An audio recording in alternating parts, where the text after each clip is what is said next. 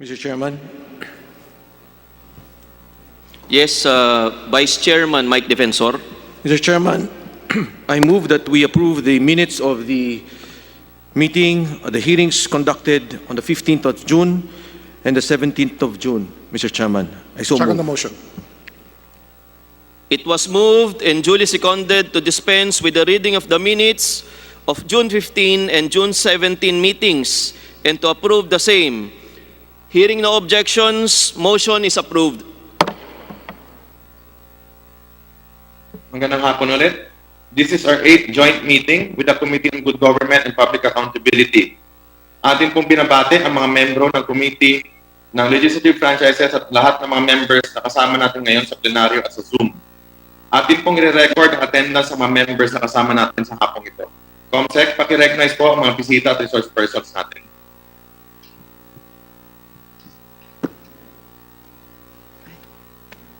Okay. We want to recognize the presence of our guest this afternoon. From NTC, we have Commissioner Gamaliel Cordoba via Zoom. We have Deputy Commissioner Edgardo Cabarrios. From DOLE, we have Yusek Ana C. Deon, ECC Executive Director Estela Banawis, BLR Attorney Ramon Saurat III, BLR OIC Director Maria Consuelo Bacay, BWC Attorney Judalyn C. Aldecampo, Mr. Mark Abner Acosta, and Ms. Jean Orsolino. From NLRC, we have Attorney Porde Perez. From DICT, we have Attorney Chad Morosco, Engineer George Tardio, Engineer Dominador Garabiles. From DOJ, we have ASEC Nicolas T. and State Counsel Charles Romulus Cambaliza. From PBA, we have Sarina Engracia and Noel Angela Padrones. From PCTA, we have Chairman Ralph Casino and President Joel Dabao. From PICTAP, we have Attorney Stanley Cabrera. From KBP, we have President Junik Dao. From ABS-CBN Supervisors Union, we have Mr. Raul De Asis. From ABS-CBN former employees, we have Mr. Joseph Ong, Noel Macatuno, and Mr. Elmer Evaristo. From OPM, we have President Ogie Alcacid, and from PAMI, we have Ms. June Torrejon Rufino.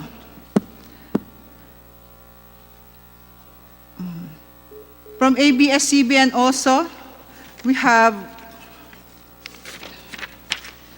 Mr. Martin Lopez, Chairman, Mr. Carlo Katigbak, President and CEO, Ms. Socorro Bidanes, COO for Broadcast, Mr. Raymond Miranda, Chief Strategy Officer, Attorney Enrique Quiazon, Corporate Secretary, Mr. Mark Nepomuceno, former Head of Corporate Services or current Head of Transformation, Ms. Ernilda Bayani, Head of Human Resources, Mr. Ricardo Tan, Group Head of Finance, Attorney Cherry Cruz, Legal Counsel, Attorney Cesar Poblador, Legal Counsel, Attorney Maxim Uy, Attorney Job Jose Bet Alonso, Attorney Francis Soberbinias, and Attorney Vladimir Del Rosario, Legal Counsels.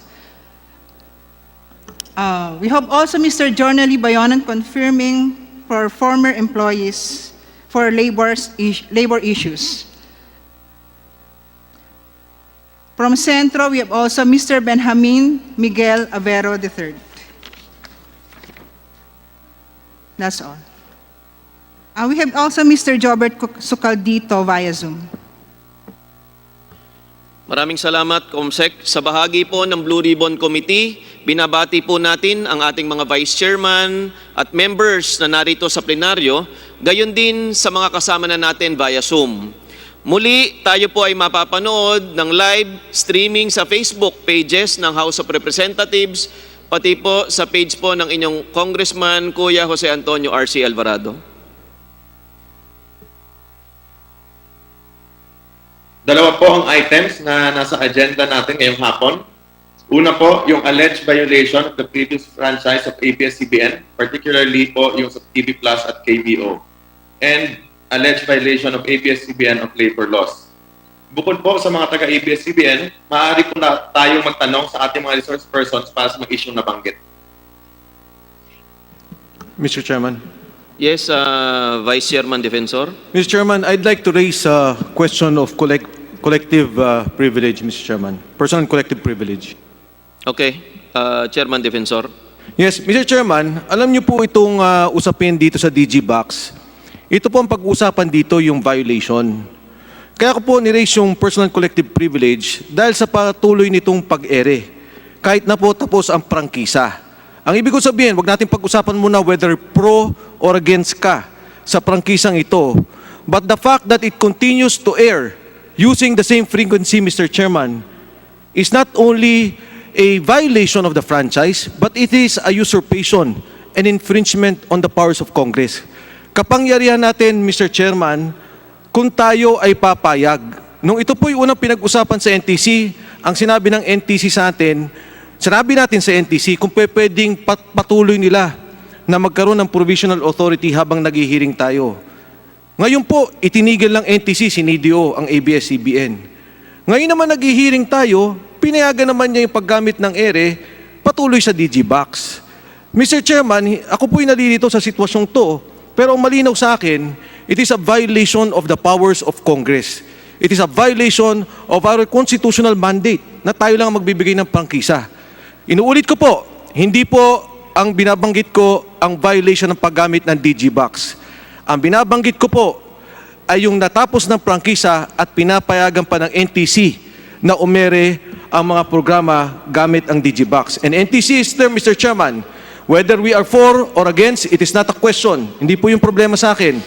Pero wag naman po nila apakan ang poder ng ating Kongreso at yung mandato ng ating saligang batas. Vice Chairman, Thank you, Mr. Chairman. Defensor, pasasagutin natin yung NTC mamaya, pero matapos na po ang presentation ng PICTAP at ng ABS-CBN kung sila ay may presentation ukol dito. Mr. Chairman, I thank you for that, but it is a question of personal collective privilege. NTC is here. Ma-justify lang niya sa akin bakit niya pinapayagan, papayag po akong pagdiskasan. Kasi Mr. Chairman, tandaan ninyo, tayo mismo, Congressman Chicoy Alvarez, we wanted yung 6 months franchise. Sila po ang pumatay na sinabi nila mag-CDO. Ngayon naman nag-hearing tayo, pinayagan naman nila yung DG Box na gamit yung parehong prangkisa at yung parehong frequency sa area na yun. And NTC should answer that because it is not anymore whether we are for or against. Ang sinasabi ko dito, katulad din ng sinasabi ng iba, may batas tayo, may saligang batas tayo. Dapat sundin natin yan. If NTC could please reply, then I will hear them out.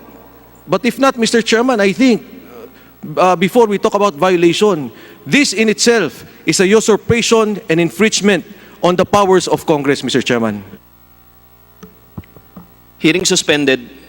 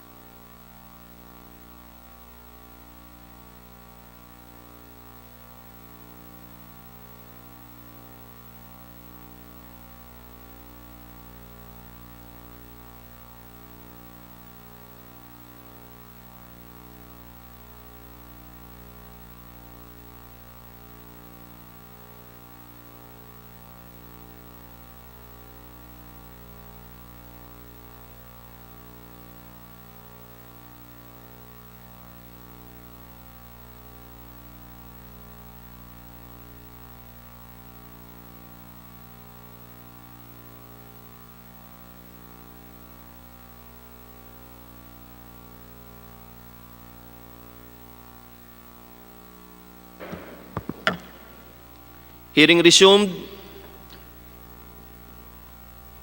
Vice Chairman Defensor, puputulin ko po muna yung iyong pagtatanong sa NTC at kung iyo pong mamarapati na ibibigay ko ulit sa iyo yung pagkakataon pagkatapos ko pong magbigay ng ilang pahayag at paglalatag muli ng ilan sa ating mga rules na kailangan po nating sundin ngayong araw na ito. Yes, Mr. Chair. Go ahead. Again, the question of personal collective privilege will wait after your statement, Mr. Chair. Maraming salamat po. Maraming salamat, Vice Chairman Defensor. Dadako po tayo sa issue ng TV Plus o tinatawag na black box sa pagdinig na ito. Ayan nga po, hindi pa tayo nagsisimula ay mainit na ang mga tanungan. Kaya po sa lahat ng nanonood, sana po ay wag po muna kayo maglipat-lipat ng inyong mga channel sapagkat maganda po ang pag-uusapan natin ngayong hapong ito. Malalaman natin kung dapat po bang bigyan o hindi bigyan ng kapulungang ito ng prangkisa ang ABS-CBN sa kadahilanang ang kumpanyang ito ay may mga aligasyon ng paglabag sa alid tuntunin ng kanilang prangkisa nang mag-alok sila ng TV Plus nang may minsanang bayad at gayon din ang pag-aalok nila ng pay-per-view o PPV habang ginagamit nila sa pag-ere ang free-to-air signal na tinatawag o iginawad sa kanila ng pamahalaan ng walang anumang singil o walang anumang gastos. Sasagutin din natin kung ang pagbebenta ng TV Plus ay naaayon po sa batas. Malinaw na ayon sa NTC na ang TV Plus ay nabibilang sa Conditional Access System o CAS na hanggang sa ngayon ay wala pang policies, rules, and regulations mula sa pamahalaan. Hindi lamang po, sa kaalaman po ng lahat, para sa patas po na pagdinig, hindi lamang po ABS-CBN ang nagbenta o gumagamit ng CAS o ng Conditional Access System. Ang ibang stasyon rin po ay nag-aalok rin naman ng Conditional Access System kagaya po ng TV Plus. At sa pagdinig pong ito, papayagan rin po natin ang PICTAP o Federation of International Cable Television and Communications Association of the Philippines upang ilahad sa pagdinig na ito ang kanilang reklamo laban sa ABS-CBN hinggil sa pagbebenta ng TV Plus at operasyon ng Kapamilya Box Office o KBO, ang channel kung saan nag-aalok ang ABS-CBN ng pay-per-view. In the spirit of fairness, bibigyan po natin ng pagkakataon ang mga kinatawan ng ABS-CBN, FICTAP, at Office of the Solicitor General. At ngayon po ay hiniling ni Vice Chairman Mike Defensor na pati ang NTC na magpahayag ng kani-kanilang presentasyon hinggil sa issue ng paglabag sa prangkisa ng ABS-CBN gamit po ang TV Plus o ang black box, pati po ang KBO o Kapamilya Box Office. Maraming salamat po. Vice Chairman Mike Defensor. Again, Mr. Chair, yung pong pinupunto ko kanina, hindi po to for or against the debate on the franchise. Ang punto pong ito ay ang poder ng ating Kongreso, partikular ang Komite ng Legislative Franchise at ang kabuuan ng ating samahan sa Kongreso. Ito po'y infringement and encroachment ng powers ng ating Kongreso. Ang NTC po nandito. Nung tayo po'y nagsimula mag-hearing, sabi natin bigyan ng provisional franchise, hindi binigyan, isinara. Ngayon po nag-hearing na tayo, pinagamit ulit yung prangkisa, yung frequency mismo ginagamit para naman maglabas ng mga programa. Inuulit ko po, ito po ay batas. At kailangang respetuhin ng NTC ang poder ng ating Kongreso at yung mga batas na pumapaloob sa pagbibigay ng prangkisa na tanging sa ating saligang batas, ang ating pong Kongreso ang may kapangyarihan. So Mr. Chair, with that, I hope that NTC can reply to my query and to act immediately on the personal and collective privilege that I have raised. Thank you, Mr. Chair. Maraming salamat, Vice Chairman Mike Defensor. Bago ko po kilalanin ng NTC, pagkatapos pong magbigay ng pahayag ng NTC ay papayagan ko po ang isang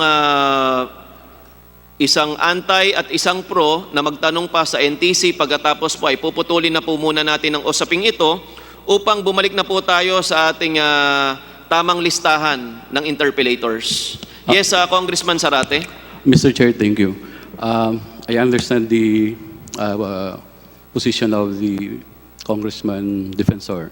But if I may suggest, Mr. Chair, after a short reply from the NTC, we will immediately go back to the agenda. At any rate, kasama ho sa agenda talaga yung usapin na yon at sasagutin ng NTC. Dahil po may nakalista naman tayong magtatanong talaga para po proper yung ating pag-proceed ng ating hearing, Mr. Chair. If I may suggest. No? Maraming salamat po sa napakagandang suggestion, Congressman Zarate, pero nakapag-rule na po ang chairman na bibigyan ng tigisang magtatanong mula sa antay at isa sa pro at tingnan po natin kung hanggang saan mangyayari ang katanungan, pero bibigyan lang po natin sila ng tigisang tanong, Congressman Zarate. We submit. Maraming salamat po, Congressman Zarate. NTC, you're now recognized. Pakisagot po yung katanungan ni Vice Chairman Mike Defensor. Magandang hapon po sa inyong lahat, Mr. Chairman, Chairman ng Franchise Committee at saka Chairman ng Good Government at sa lahat ng congressman at mga bisita na nandito ngayon sa ating hearing. Maraming salamat po sa inyong tanong, Congressman Defensor. Malinaw po ba? Naririnig niyo po ba ako? Naririnig po kayo. Ipagpatuloy po ninyo, Commissioner Cordova. Maraming salamat po. Actually, Your Honors, tama po si Congressman Mike Defensor na ang Channel 43 po na umi-air ngayon ay kasama po sa original na cease and desist order na inisyu po ng National Telecommunications Commission. Magbibigay lang po ako ng konting history para po maintindihan ninyo kasi medyo medyo technical. Ang Pilipinas po ay nag-adapt ng digital television noon pong 2013. Ang ating pong napili na technology ay yung Japanese Digital Technology or ISDBT po ang kanyang acronym. So ngayon po, pagka po kasi umere na ang digital TV, ay meron po mga tao na hindi makakapanood ng digital TV dahil po ang kanila pong mga television set sa bahay ay luma pa. Yun po yung mga analog TV sets. Kung hindi po ito digital ready at wala kang set-top box, ang tawag po doon sa black box, ang generic name po noon ay set-top box, ibig po sabihin ay hindi mo po marireceive yung digital signal. So, ang nangyari po ngayon, lahat po ng may analog broadcaster, analog broadcasting, ay kailangan po silang umere kasabay nun ang digital TV. Ang tawag po doon ay simulcast. Para po yung mga tao na wala pang pambili o hindi pa ma-afford na makabili ng set-top box or ng digital ready TV, ay makakapanood pa rin po sa analog. Ngayon, binigyan naman po sila ng additional channel. Ito pong mga nasa channel sa nasa VHF, which is channels 2 to 13, lahat po sila ay binigyan ng katapat na digital channel sa UHF at doon po sila nagsa-simulcast ng digital TV. Okay. Ngayon po, ito pong channel 43 ng ay naka-assign po sa Amcara Broadcasting. Ang Amcara Broadcasting po ay sister company ng ABS-CBN.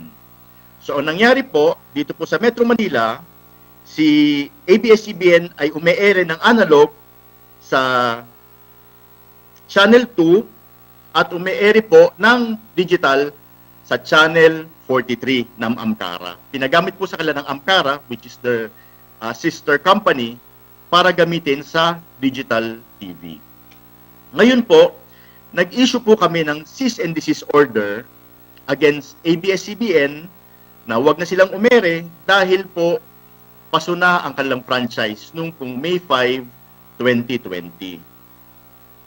Kasama po dito dapat ang Channel 43 dahil yun po kasing kanilang provisional authority. Makapag-submit po kami ng kopya sa committee ay sinabi po doon sa aming provincial authority na ang digital TV ng ABS-CBN ay Channel 43. Sa madaling salita, yung pong pag-ere ng channel ng ABS-CBN ng digital TV sa Channel 43 ay kasama po sa CDO dahil ang franchise po na ginamit nila for that digital broadcasting ay yun pong ABS-CBN. So ngayon po, nung amin pong nalaman na ume-ere pa rin sila sa Channel 43 kahit po paso na ang kanilang franchise at kasama ito sa CDO na inisyo namin nung May 5, 2020, ay sumulat po kami sa Office of the Solicitor General. At dahil ang dahilan po nito kaya po kami sumulat is meron na po kasing usapin sa Supreme Court. Ito po ay pending na sa Supreme Court dahil kine-question po ng ABS-CBN ang inisyo namin na cease and desist order.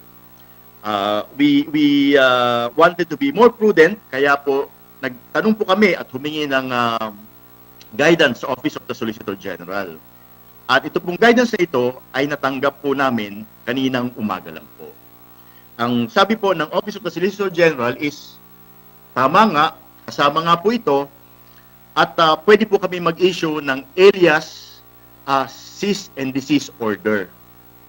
Ngayon po ay tinignan po namin sa aming rules na wala po kasi doon wala po sa aming rules ang alias cease and desist order, but alam naman po namin na ang rules of court ay suppletory dito po sa aming rules. Kaya po ito ngayon, dahil kakatanggap lang po namin kayo ng umaga, ay inaaral na po ng aming legal department, at kung sakasakali pong okay naman po ang kanilang pag-aaral, ay we will issue forthwith yun pong kanilang, yung aming alias, cease and desist order.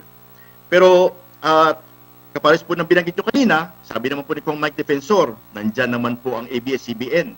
Maaari po siguro niyang, just a suggestion, tanungin sa kanila kung willing ba silang isarado to without us issuing an alias cease and desist order, dahil kasama naman po ito sa original na cease and desist order na inisyu po namin noong May 5, 2020. Ayun lang po, maraming salamat. Yes, Congressman Remulla. Mr. Chairman, may can I ask from our committee secretary, if Amcara Broadcasting has been transferred to ABS-CBN, if that company has been transferred to ABS-CBN? Sir, as far as our records are concerned, only 10% of Amcara belongs to ABS-CBN. So they have not gone to Congress for approval of any transfer of Amcara Broadcasting? No, sir.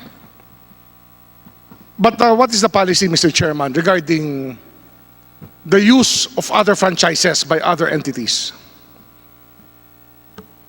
Pasagutin po natin ng NTC, Congressman Remulla. NTC?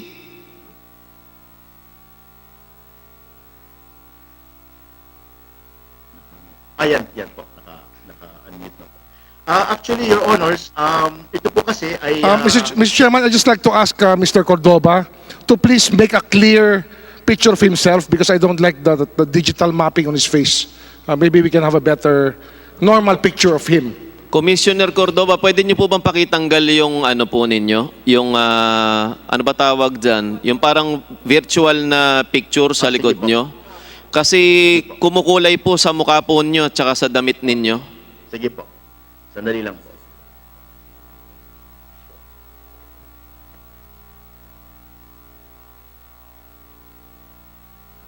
Commissioner Cordova, pwede po bang, ayan, okay na po. Yan, okay na po.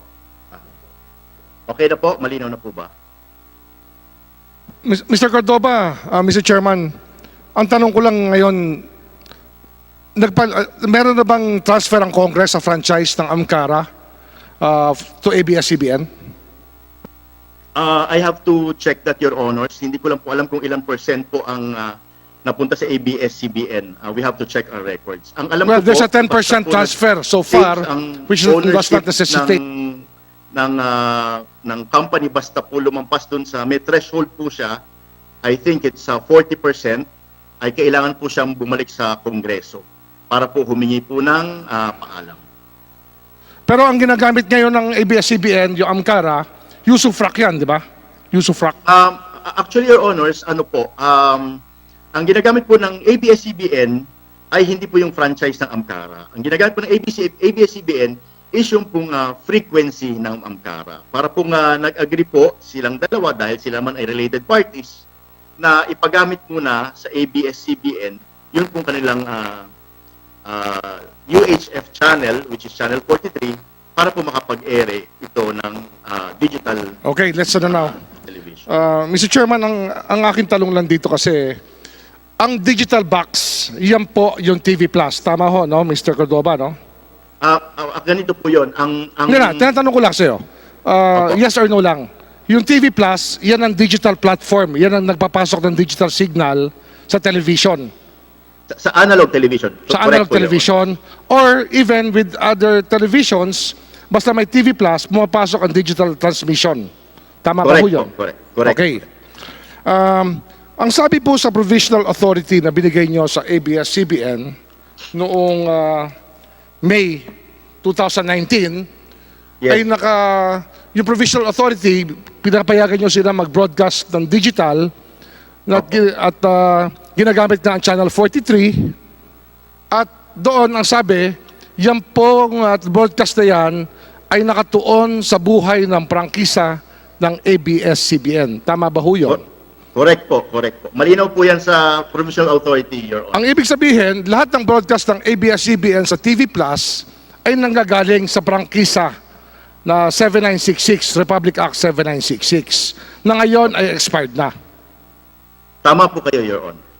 Ngayon, ang tanong ko, bakit ho pinapayagan ng NTC mag-operate ang TV Plus kahit na ito ay expired na ang prangkisa ng ABS-CBN at yung programming na pinapasok nila ron, yung teleradyo, yung kanilang news and public affairs, yung kanilang mga laman ng kanilang mga entertainment, ay binobroadcast pa rin over the digital signal. Anong prangkisa ang ginagamit ng ABS-CBN dito? Actually, Your Honors, tama ka. Dapat po ay hindi po nila ginagawa yun, Your Honors, dahil po yung pong ABS-CBN franchise na binanggit ninyo ay expired na. At yung So, pong tinotolerate pag-ere lang po ng digital NTC yung ginagawa ng broadcast ABS-CBN? doon, ay ano po yun, mali po yung ginagawa nila. That is a violation po of the CDO. So, violation po ng CDO ang ginagawa ng ABS-CBN sa pagpapatakbo ng TV Plus. Mr. Cordoba, am I correct there? Correct po. Tama po. Bakit hindi inaawat ng NTC yung pag-broadcast sa digital samantalang kayo naman ang nagbigay ng provisional authority sa ABS-CBN na mag-broadcast? Ba't hindi nyo po inaawat yan? Tinotolerate ba ng NTC yan? Actually, Your Honors, hindi po. Ganito po, pagka-issue po kasi namin ng cease and desist order, ay after a few days po ay umakyat po agad ang ABS-CBN sa Korte Suprema. So lahat po ng aksyon namin, dahil po iniisip namin yung case na pending sa Supreme Court, ay ayaw po namin magkamali. Kaya po ang aming ginawa ay humingi po kami ng tulong sa Office of the Solicitor General, who is our statutory counsel. Dahil sila po ito ang tanong ko sa iyo ngayon, nag-represent sa amin sa Supreme Court, sandali lang. Alam ko na, naintindihan ko yan. Abogado naman tayo pareho sa eh. kanila ang aming po maging aksyon. Hindi, we're both lawyers here, no? Alam naman natin Yes. yan. Pag walang sinasabing TRO o Supreme Court, pwede kayong kumilos, di ba? Yes, Your Honor. Ba't hindi kayo kumilos? Actually po, yan na nga po ang advice sa amin ng Office of the Solgen. Kaya po, mag-issue po kami ng alias cease and desist order, Your Honor. Ano ang advice ng Solgen sa inyo? Pakisabi nga, in open session para malaman namin. Nakasulat ba yan? Ano sinabi ng Office of the Kukunin ko lang. Solicitor General? We will also submit a copy, Your Honors. Yun po bang pinakadulo na lang? Nonetheless, given the circumstances, including the Supreme Court's resolution dated June 23, 2020, in the Republic's co-warrant of petition, the Supreme Court's pronouncements that ABS-CBN petition will be resolved by July 13, 2020, and the continuing hearing of the House Committee on Legislative Franchise, the NTC may first issue an alias CDO. If and when ABS-CBN still continue to broadcast through Channel 43, the NTC may avail itself of effective means to stop such broadcast. Ayun po ang nakasulat dun sa last paragraph po ng... Hindi naman kayo inaawat, ha? Inaawat ba kayo dyan? Wala namang awat ako nakikita dyan, ha? Hindi po. Ngayon lang po kasing umaga dumating, Your Honor. Yun pong sulat ng... So the past 8 weeks, after you issue the CDO, iniintay nyo lang yung pagkakataon na tanongin namin kayo. Bali by tolerance, within your power, you made it your job to allow ABS-CBN to operate without a franchise.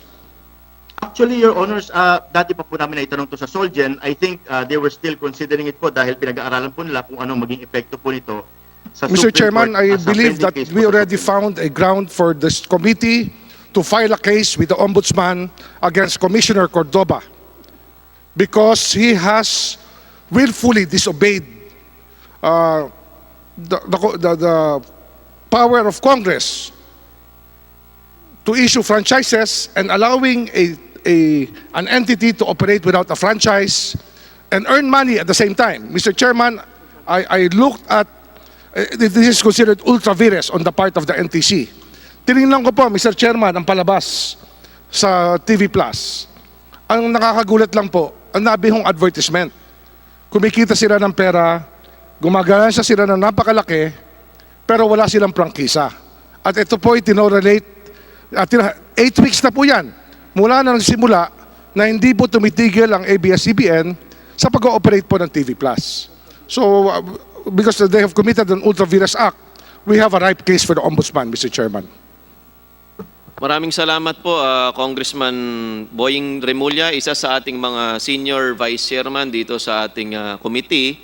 At yan pong iyong statement na ginamit ay sinusulat na ngayon ng ating committee secretary at gagamitin natin sa pagtamang araw ng pagdinig pagka po ang didinggin na natin na yung usapin tungkol sa NTC at sa Solgen. Vice Chairman Remulla. Maraming salamat po, Mr. Chairman. Ang susunod na tanong ko na lang po kay Mr. Katigbak. Sige po. Yes, President Katigbak, narinig mo na yung usapan ngayon. Bale, wala hong authority ang ABS-CBN mag-broadcast over TV Plus, given the fact that your franchise has expired and TV Plus is but an extension of the franchise. Are you willing to cease and desist from continuing your broadcast over TV Plus while your franchise application is pending before this committee or while you have no franchise? Thank you, Mr. Chair. First of all, siguro, if I may be allowed to point out that in the past, the NTC has permitted other companies whose franchises have expired but whose franchises are currently being deliberated on by Congress to continue po with their operations until such time as either the franchise application is approved or denied. So we would like permission po to ask for the same privilege to be extended sana to ABS in the spirit of fairness. But having said that, Mr. Chair, may I also point out, I have a copy here of the cease and desist order issued by the NTC to ABS-CBN, and I would just like to point out that there is, it's not indicated here that we are being asked to cease and desist from operating. The cease and desist order does not cover Channel 43. Wala po sa listahan ng cease and desist order yung Channel 43. And I think the COMSEC has a copy po of the cease and desist order. Number two, Mr. Chair, no? In July 12, 2019, the NTC po issued a provisional authority to Amcara Broadcasting Network, assigning Channel 43 to Amcara. So I think contrary to what the Commissioner pointed out earlier, while there was a point in time when Channel 43 was temporarily assigned to ABS, eventually ABS was assigned Channel 16 for digital and Channel 43 was assigned to Amcara Broadcasting. Yung Amcara Broadcasting po is not owned by ABS. We don't have any ownership in Amcara today. The reason that we're using, the reason that you continue to see our channels on TV Plus is we have a block time arrangement po with Amcara. A block time arrangement po is a standard commercial agreement where a company is allowed to buy airtime from a duly licensed broadcaster and to air our programs. So, gano'n kahaba yung block time arrangement nyo with Amcara, Mr. Chairman? I'm sorry po. Gano'n kahaba ang inyong block time arrangement with Amcara for the knowledge of this committee? We normally do an annual renewal po. So it's normally a one-year block time arrangement. Hindi, for the whole day, let's say today, what is your block time arrangement with Amcara? It's a one-year block time arrangement po. We decide every year if they're willing to renew the block time agreement. Mr. Chairman, again, I'd like to notify the committee that there is also another violation being committed by ABS-CBN in the sense that they are allowing the use of frac. They're using, or they're now engaging in the use of frac of another franchise, Mr. Chairman. And that use of frac has not been approved by the Committee on Franchises. Mr. The Chair. committee notes the statement of our beloved Vice Chairman Remulla at gagamitin po natin yung manifestation mo, lalong-lalo na sa paghatol ng ABS-CBN franchise. Mr. Chair. ABS-CBN, meron po ba kayong gusto pang sabihin? Mr. Chair, if you just allow me just a quick statement po. A block time arrangement is not a use of frac. A block time arrangement is a standard commercial agreement that is quite common in the broadcasting industry. It's not just ABS that enters into block time agreements. There are many other broadcasters din po that have entered into such types of block time arrangements. Mr. Chairman, Yes, Congressman Remulla. their franchise to broadcast has expired. And no amount of palusot will suffice para ho payagan natin na ituloy nila itong arrangement na to. Kasi nga, yung provisional authority ng ABS-CBN para mag-broadcast ng digital, ito po ay nag-expire na. Wala na po silang karapatan na mag-broadcast. Period. Yan po ang malinaw na sinasabi pag wala na pong prangkisa ang isang kumpanya para po sa broadcasting.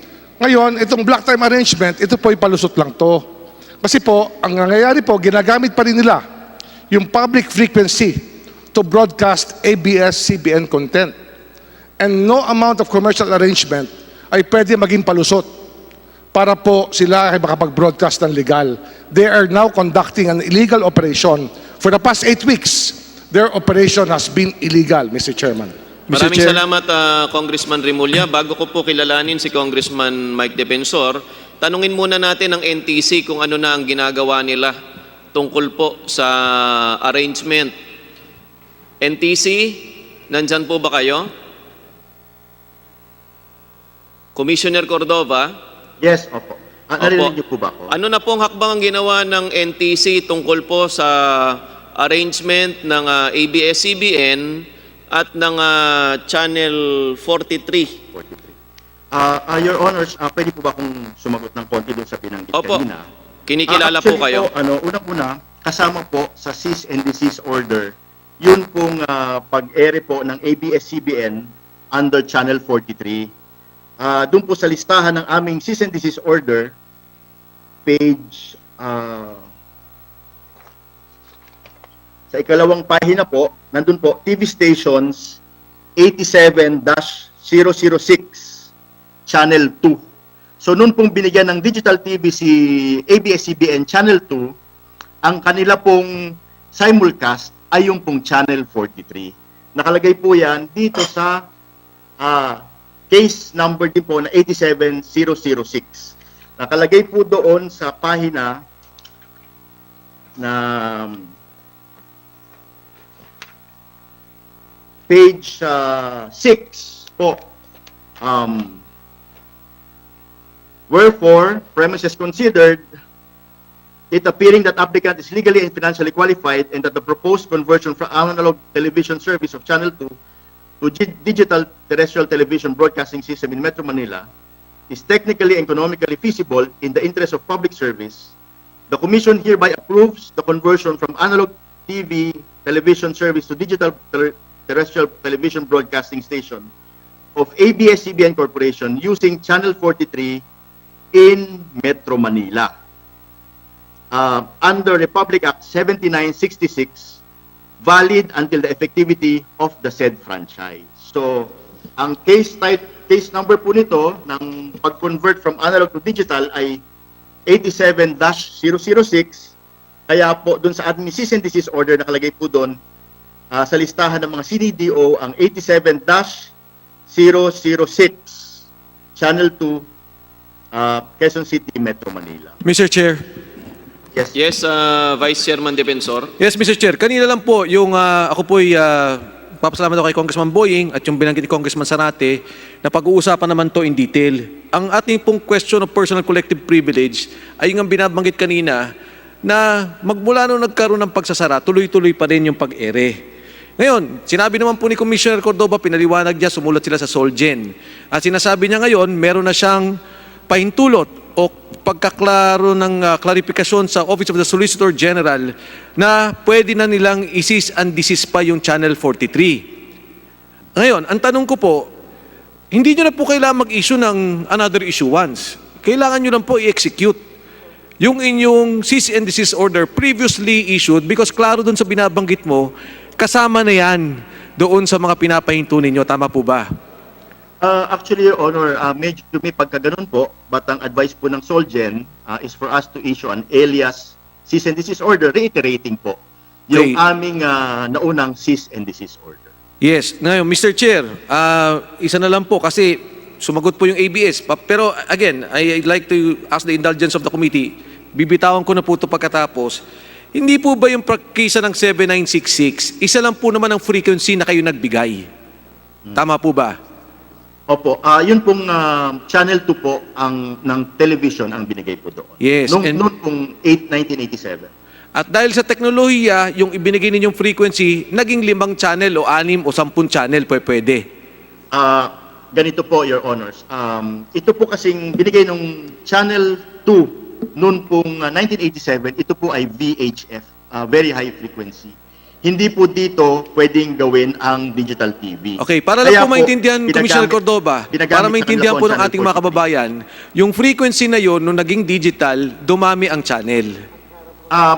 Your Honors, iisa lang po ang channel nila, pero because of the technology, ay kaya po mag-load ng 4 hanggang 6 po na programa. Okay, 4 hanggang 6 na programa. Yes. Kaya ang ibig mo sabihin, nung nag-cease and desist ka, yung mismong frequency niyan, kahit anumang programa ang nandyan, dapat huminto.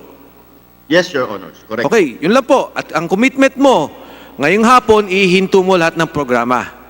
Yes, Your Honors. At ilalabas mo yung alias na CDO mo na yan sa kadahilanan na yan din ang guidance sa'yo ng Solicitor General. Tama po, Your Honor. At yung ginawa ng ABS-CBN na nitong 8 linggo na lumalabas sila, alam nila na may kamalian ang kanilang ginawa at may violation sa inyong nilabas na order. Dapat po ay alam nila yan, Your Honor. Thank you. So, Your Honor, I leave it to the committee now. We can discuss the details of the issue. I just want that commitment from the NTC because, again, hindi ho to for or against. It is the power of Congress. We are the only ones given the power to issue franchises. Yung appeal ni Mr. Katigbak, we did that, Mr. Katigbak, the provincial authority. Nagkataon, sabi ng NTC nga at that time, no, you have to stop. So, nandito po tayo sa sitwasyon ngayon. But, the law is the law and we have to obey that. And we thank the NTC for that. Yung binanggit ni Congressman Boying, ibang topic naman yung pag-usapan doon. But today, Mr. Chairman, the continuing use of that frequency should stop at lahat po ng programa na lumalabas dyan sa frequency yan ay dapat huminto. Thank you, Mr. Chairman, for that and thank you, members of the committee. Mr. Chair, Maraming salamat, Mr. Vice Chair, Chairman kailangan- Mike Defensor. Bagamat marami po sa ating mga kababayan ang gumagamit talaga ng TV Plus ay malulungkot sa balitang ito. Ngunit kailangan po nating tanggapin talaga kung ano ang nararapat sa batas. At dapat po lahat ng mamayan ay matutong sumunod talaga sa batas. Mr. Chair, Mr. Chair. Mr. Chair. Kikilalanin ko po muna si Congressman Sarate. Pagkatapos po ay kikilalanin po natin si Deputy Speaker Marcoleta. Congressman Sarate. Mr. Chair, una, gusto kong ibalik doon sa ating napag-usapan kanina. Meron tayong agenda ngayong hapon at kaya lang naman natin pinayagan ang mga pagtatanong sa NTC na pwede naman ding itanong actually yung mga issues na yon doon na napapaloob sa ating agenda. Dahil nga it's a personal and collective privilege ng ating kasama. Pero gaya po ng nabanggit ko kanina, mag-aanak ito ng mga tanong sa bawat sagot ng ating mga resource persons. At ito na nga nangyayari ngayon. Samantalang ang ating agenda ay malinaw, kabahagi ito sa ating agenda at meron pong nakapagpalista dyan ng mga kasamahan natin na mag-interpellate. At gusto ko lang pong ibalik doon, no, para meron pong order ang ating proceedings na hindi po anytime na gusto nating may isingit na tanong ay sisingit po. No? So yun lang po aking pakiusap, Mr. Chair. At base doon sa sagot naman ng NTC, at base na rin sa nabanggit ng ating resource persons, tinignan ko rin yung cease and desist order nila. Meron niyang Channel 2 doon, pero hindi naman malinaw na sinabi na kasama ang Channel 43. So, definitely magkakaroon, Mr. Chair, ng conflicting legal interpretation, no? Dito sa cease and desist order. Precisely, kaya siguro nag-advise ang Solicitor General's Office that you have to issue no, an NTC, an alias cease and desist order. No? At alam naman po natin na yung CDO ng NTC ay may pending case din ngayon dahil kine-question ng ABS-CBN yan. So, gusto ko lang linawin yung statement kanina with the kind indulgence of Congressman Defensor na inamin at alam ng ABS-CBN na mali yung kailang ginagawa. Contrary to that statement, sinabi nila, they believe na nasusunod pa rin tama pa rin yung ginagawa nila dahil nga sa usapin na bumili sila ng oras. No? It's a block time doon sa Ankara. So these are all, magkakaiba-iba talaga ang interpretasyon dito dahil merong legal question doon sa issue na yan. Kung pwede bang bumili ng block time ang ABS-CBN sa Ankara, at yung kanyang content ay pwede niyang ipalabas doon sa Channel 43 at it's a digital channel. So all of this, Mr. Chair, no, masasagot naman, magkakaroon ng iba't ibang sagot and in the final analysis, sabi nga kanina, magiging bahagi ng pagdidesisyon yan ng mga miyembro ng Committee on Legislative Franchise eventually. So having said that, Mr. Chair, parang kanina nakikita ko na may gustong ipaliwanag din si Mr. Katigbak. I will give, may I request the Chair to to recognize Mr. Katigbak on this. Yes, CEO, Mr. Chair. Carlo Katigbak, you're now recognized. Mr. Chair, because my question of personal collective privilege have already been answered, we go back to the normal procedure. I submit to the wisdom of the committee. Thank Salamat, you, Mr. Chair. Vice Chairman Mike Defensor. Mr. Katigbak, you're now recognized. Mr. Chair, hindi ko lang po nasagot yung tanong ni Congressman Remulla po earlier, no? If we were willing to submit ourselves to the judgment of the NTC. Of course, we are willing to submit our judgment to the regulatory agency. Yung hinihingi po lang namin is to make sure that we are given due process.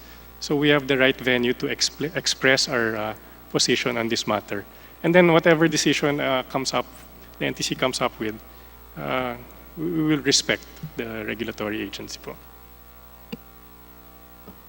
Parehas rin po ang kahilingan ng committee ito na mabigyan kayo ng tamang proseso na kaloob sa atin ng ating saligang batas at wala na pong i-entertainin ng chairman na katanungan patungkol po doon sa napag-usapan na privilege ni Vice Chairman Mike Defensor.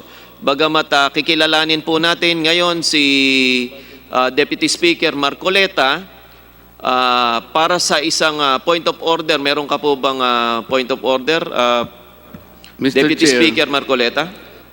Mr. Chair, if you will recall, about 2.5 weeks ago, I raised this point to the Commissioner of the National Telecommunications Commission.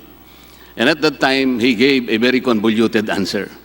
So, when I called him, he asked for a few days in order to get back to me and send some briefer, not only on Channel 43, but as well as Sky Cable.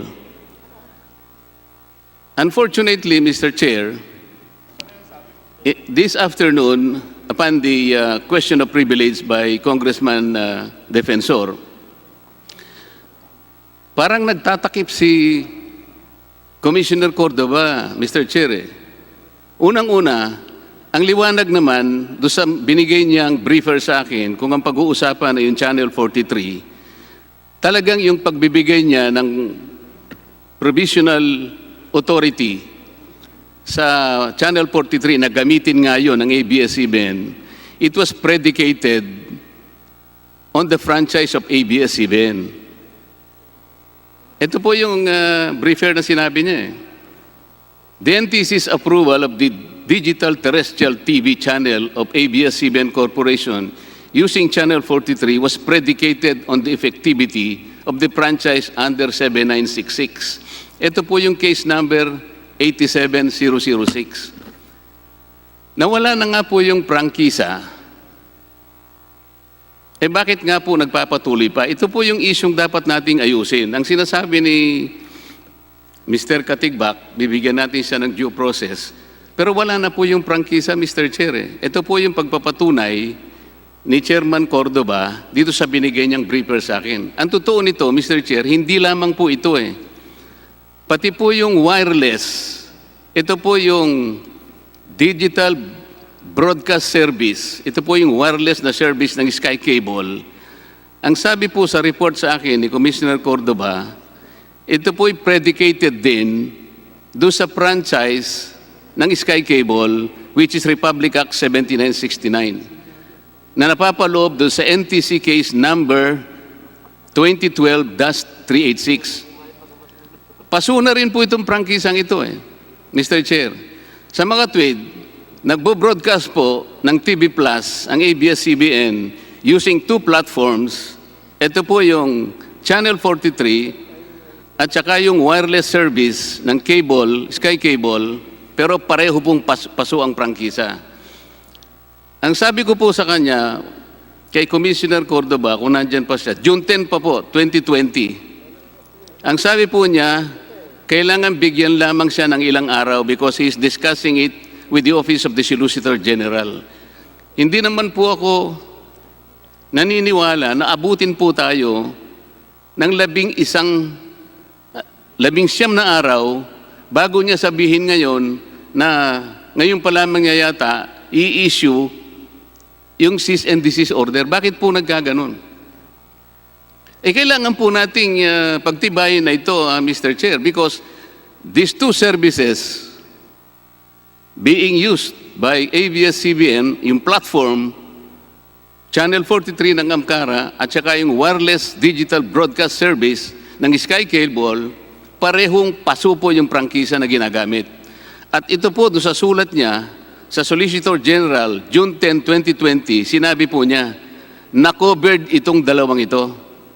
Bakit po ngayon parang sinasabi niya na kailangan po na pag-aralan sapagkat merong petisyon at humihingi ng TRO ang ABS-CBN sa Korte Suprema? Wala pong TRO.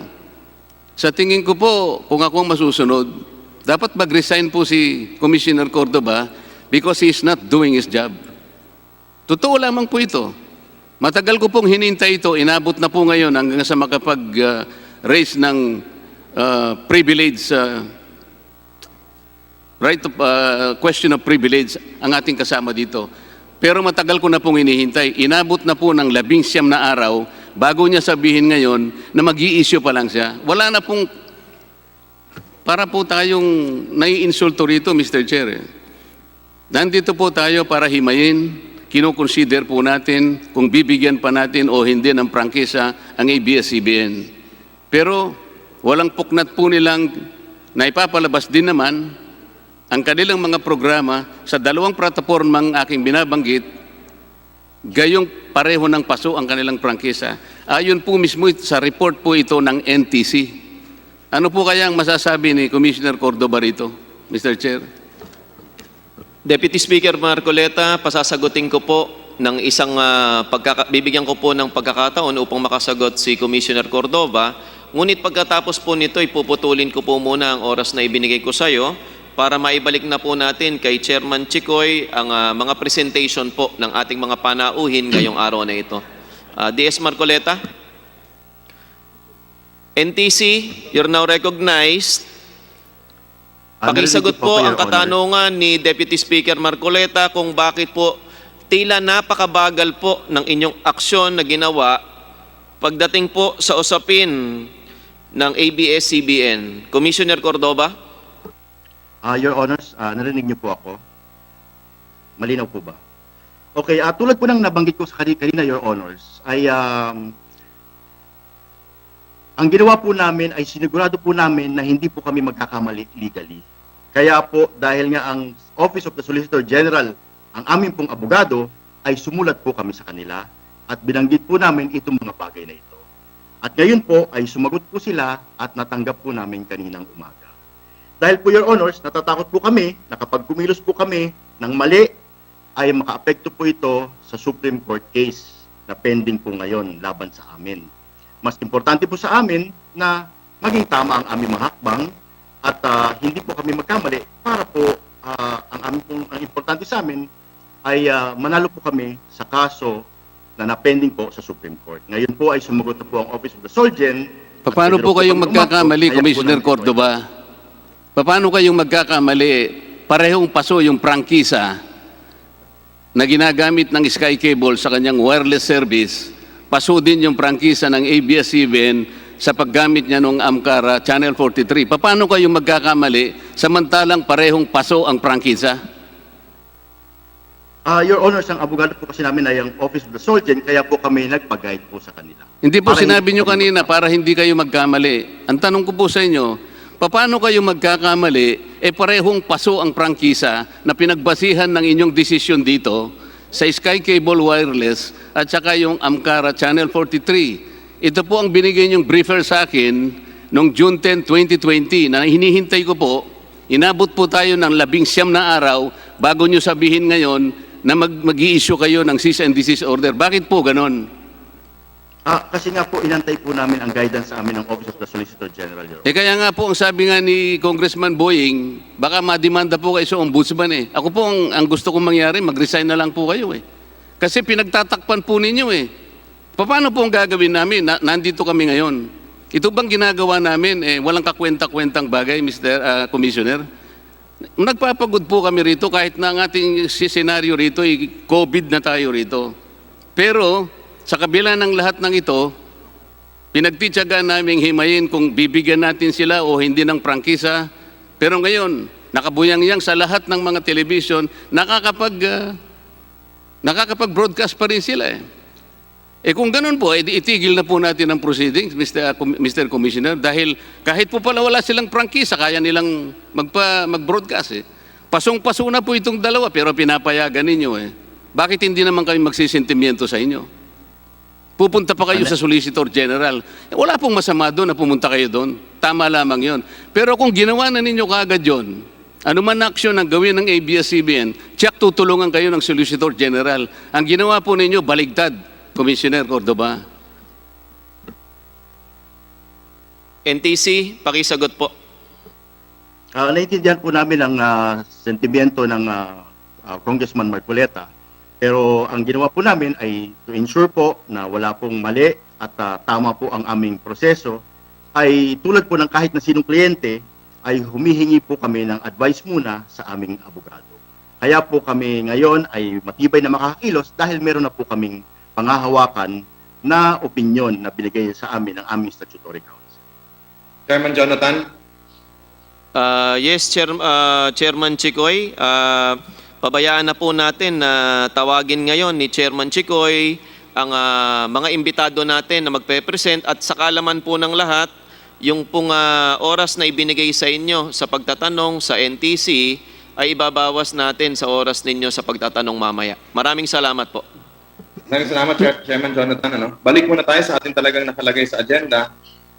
Papakinggan natin yan ang presentation ng ABS-CBN, ng FICTAP at ng Office ng Solgen kung nandyan sila. Pero bago natin i-recognize ang ABS-CBN, meron lang maikling manifestation si Congresswoman Diana Bautista. Sandaling-sandali lang yung kanyang manifestation. Ating i-recognize ngayon si Congresswoman Diana Bautista.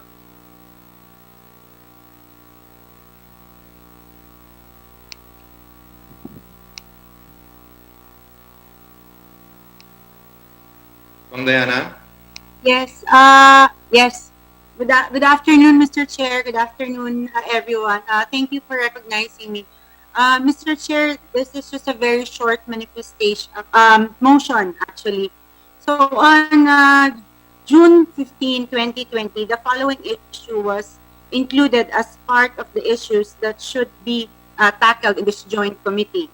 The issue on whether or not ABS-CBN and the Lopez Group of companies unjustly benefited from the loans condoned by the Development Bank of the Philippines to the prejudice of this government. We've already sent a letter to DBP. However, we've been responded with an automated email dated June 17, 2020. So considering the multitude of issues that this joint committee still has to tackle and the urgency of putting an end to these issues, as well as more pressing and relevant issues that we need to attend to, like providing solutions to COVID-related problems, Mr. Chair, I hope the public knows that Congress has already been convening special sessions and spending time which could otherwise have been focused on addressing the impact of COVID-19 just to resolve the matter of the ABS-CBN franchise application. Thus, I move that the issues related to the DBP loan condonation or write-offs allegedly made in favor of several companies controlled by the Lopez family be referred to the Committee on Good Government and Public Accountability, and this will be supported with an appropriate resolution so we can address this matter more thoroughly and comprehensively. Thank you, Mr. Chair. That's all. Maraming salamat, Congresswoman Diana. Duly noted po sa inyong motion, manifestation. Antayin din po natin yung inyong proper na resolution para dun sa inyong motion. Thank you po, Congresswoman Bautista. Thank you, Chair. Thank you. Next, i-recognize po natin ang ABS-CBN para po sa kanilang presentation. Mr. Kakatibak, sino po sa inyong represent? Thank you, Mr. Chair. Bago po tayo pumunta sa formal presentation, I would just like to make a very quick appeal to Congress. Totoo naman po na nag-expire yung franchise ng Sky. Pero totoo rin po that Congress has allowed companies whose franchises have expired but whose application for a renewal is pending to continue to operate. In fact, in the very first hearing of the Franchise Committee, yan din po yung hiningi niyo sa NTC, the permission to allow ABS to continue to operate even after its franchise had expired. Yung appeal ko po sa Kongreso is between TV Plus and Sky, there are about 11 million homes that have access to our service. Pag pinutulan po natin yan, that's almost 55 million people that will lose access to their entertainment, their news, and information. So sana po, ang appeal po namin sa Kongreso is, in the spirit of fairness, please consider that you have allowed other companies to operate before, even after their franchises have expired, for so long as Congress continues to hear their application for a renewal. Mr. Chair, may I request that Attorney Poblador be recognized for the opening statement of ABS-CBN. Attorney Poblador, you're recognized. Yeah, good afternoon. With leave of the Joint Committee, may I be allowed to read my opening statement in order to introduce the topics? Pagpatuloy po ninyo, Attorney. TV Plus and KBO fully support the digital migration plan launched by the NTC in 2014. As stressed by the NTC, migration purpose is for the public interest and to provide enhanced services to better serve the public. TV Plus, its multi-channel capability, and KBO are the digital enhanced services that ABS provided in fulfillment of this NTC mission. Slide, please. What is this NTC mission? In 2014, NTC commanded through Memorandum Circular 07-12-2014, or the IRR, that TV broadcasters shift from analog to digital technology for their TV transmission. In short, they have to digitize their signals. And they have to do this following the steps in the migration plan issued by the DICT. In the memorandum circular and the migration plan, digital transmission begins on January 1, 2015, and analog switch off is set on December 31, 2023. These are the provisions in that IRR. That there is mandatory shut-off is provided in section 1.11 of this IRR. And I read, the date in the approved migration plan for the mandatory termination of all analog television services in the Philippines. The shut-off is mandatory. There is also section 5.7, which speaks again of the mandatory shut-off of analog transmission. Section 1.12 speaks of a digital switch on. And what is that? It is the date of effectivity of the memorandum circular, which is January 1, 2015. What will happen on this digital switch on, or the DSO? TV broadcasting can begin offering DTTV services. So, Section 2.2 of this MC expressly provides the following. The provision of DTTV services shall be allowed upon effectivity of this IRR. This is the explanation of the DICT in its framework of the DTTV migration plan. On January 1, 2015, this is what it says. The Filipinos can now enjoy the benefits of digital television starting the digital switch on January 1, 2015. So, what will happen therefore on this DSO? They can now begin to offer digital services. Slide 3, please. So what are these digital services that can be offered starting January 1, 2015? They are the following: multiple SDTV or HDTV channels, clear picture and sound, this is found in section 1.1 of the IRR, an integrated emergency warning broadcast able to reach fixed, mobile, or handheld terminals. This is found in section 1.2 of the IRR.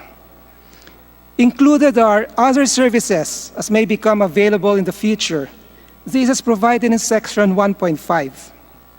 New programs in addition to the analog legacy program are also encouraged. This is found in section 2.4. Slide 4, please. Now the question is this: how will these services reach the public?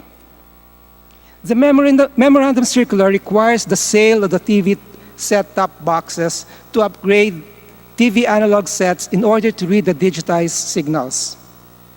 According to the migration plan, sale of boxes and digitization of transmission are prerequisites of each other. You cannot go ahead with digitizing transmission if you also do not have the receivers that would read the digitized transmission. I would like to quote the framework of the DICT when it says that one is a prerequisite of the other. The existence of the transmission service predicates the existence of receivers, to which one becomes a prerequisite of the other.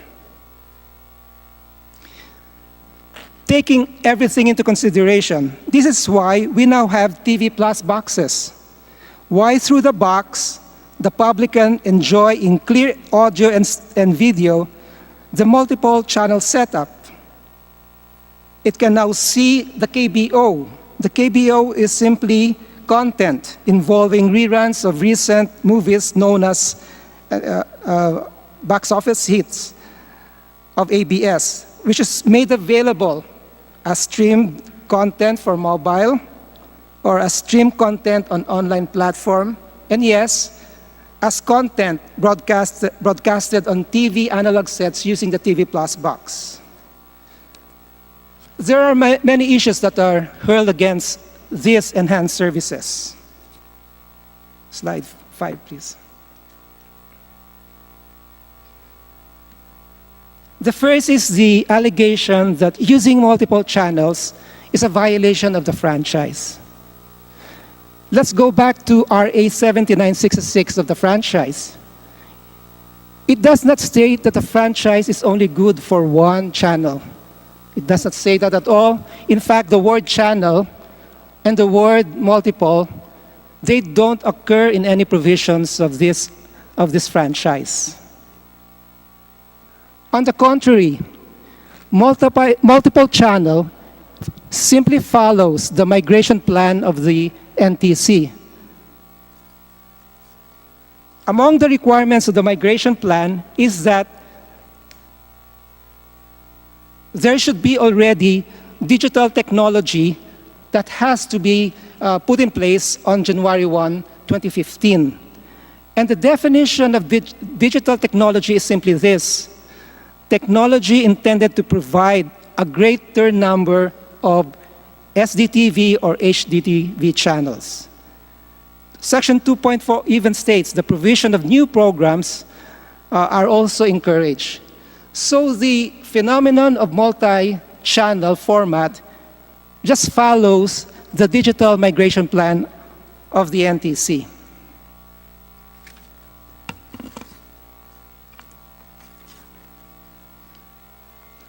Slide 6, please. Maybe the question is,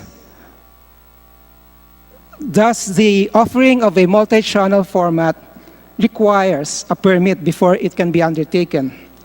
The answer is simply no, because you will only have to go back again to the Memorandum Circular 2014. It is, the MC is considered as an implementing rule. And under general principles of administrative law, implementing rules have the binding effect of laws, so it has to be followed. And this IRR precisely provides for the steps to be taken for the migration. What is that step? The step is that upon DSO, or digital switch on, we can already provide the multiple channels. And all it needs is a filing of a manifestation before the NTC. The manifestation is simply to the effect that the frequency that they are currently using will now be provisioned with digital technology. There is no new issuance of a PA. Slide 7, please.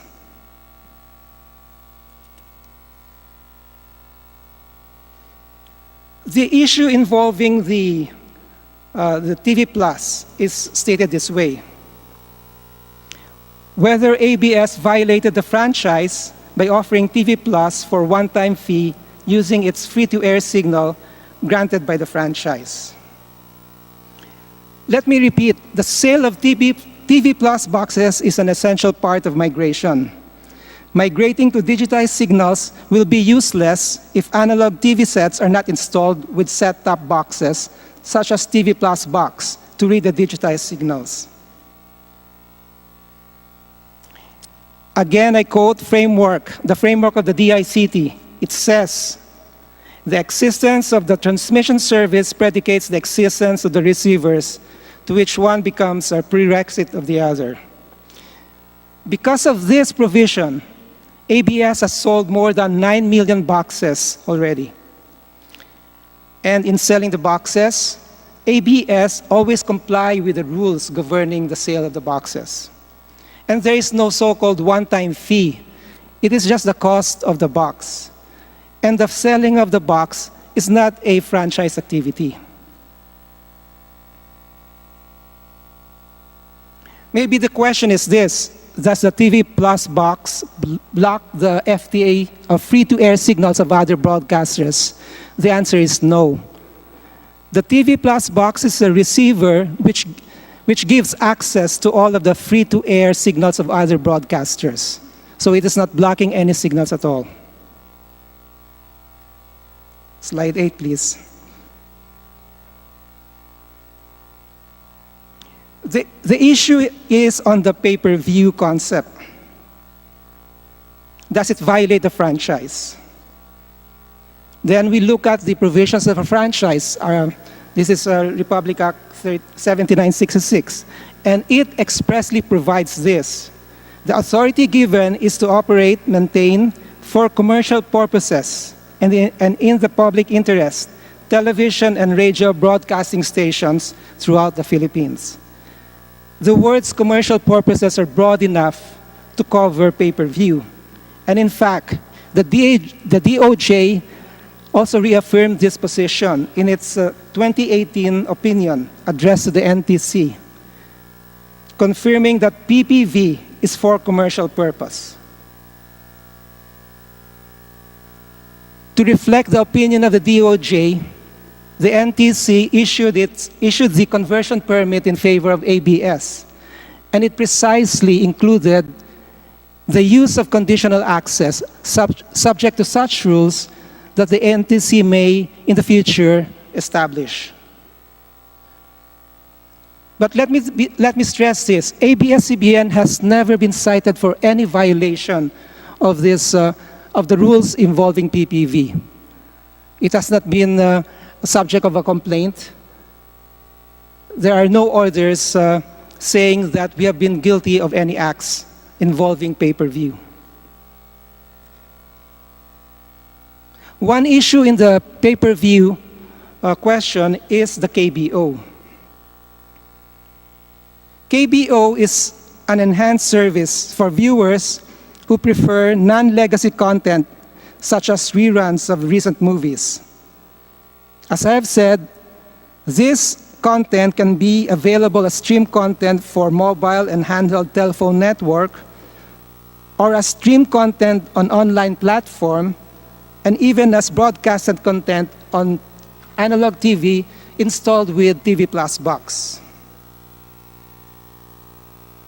This KBO is certainly of great public benefit to the Filipino families.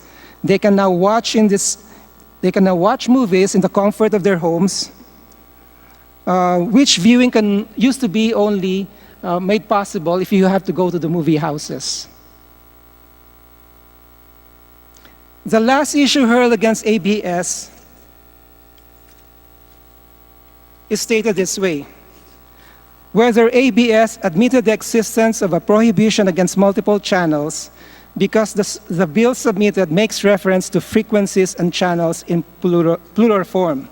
Apparently, some of the renewal bills contain this phrase, where frequencies and or channels are still available, and they would seize on the word frequencies and channels as proof that the original franchise of ABS is really for one franchise and one channel, and this phrase was inserted precisely to correct that. But they are using this as an implied admission that RA 7966 contemplates one franchise, one channel. There is no implied admission.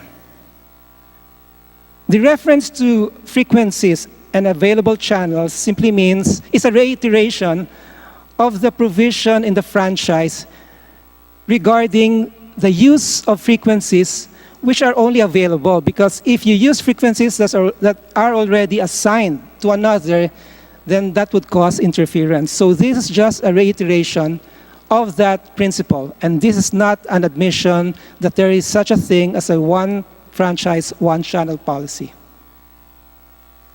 That is all, Your Honor. Thank you, ABS-CBN. Next, recognize natin ang FICTAP.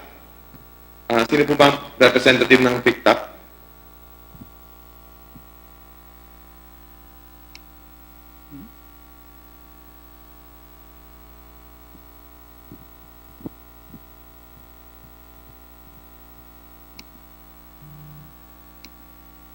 Nakamute pa po yata yung sa FICTAP. Paki-unmute po.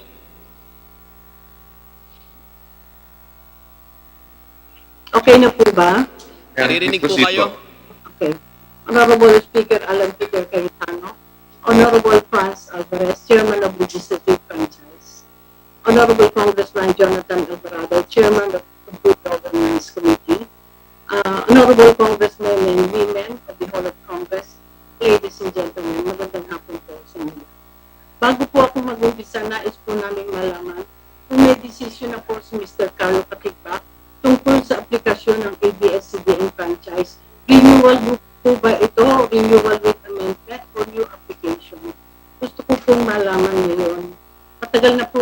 hinihintay ito eh. More than 5 years na po namin gustong malaman kung ano po ba itong application nila.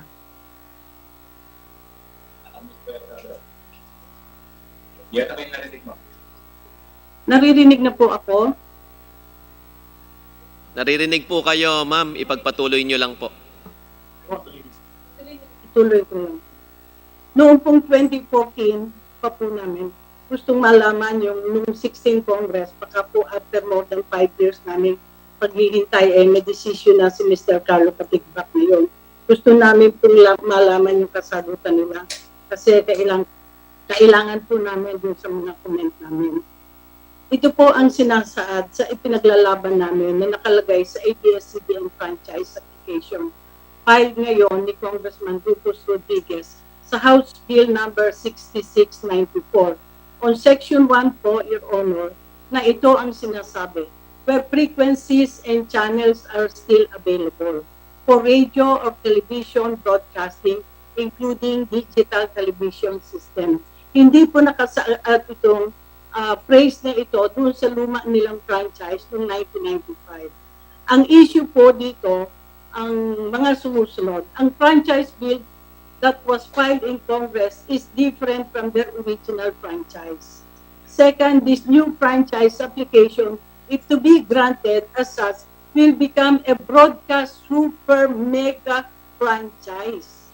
It will be a very different from the franchise that were granted to other privately owned broadcast stations such as GMA7, TV5, PTV4, and other TV network.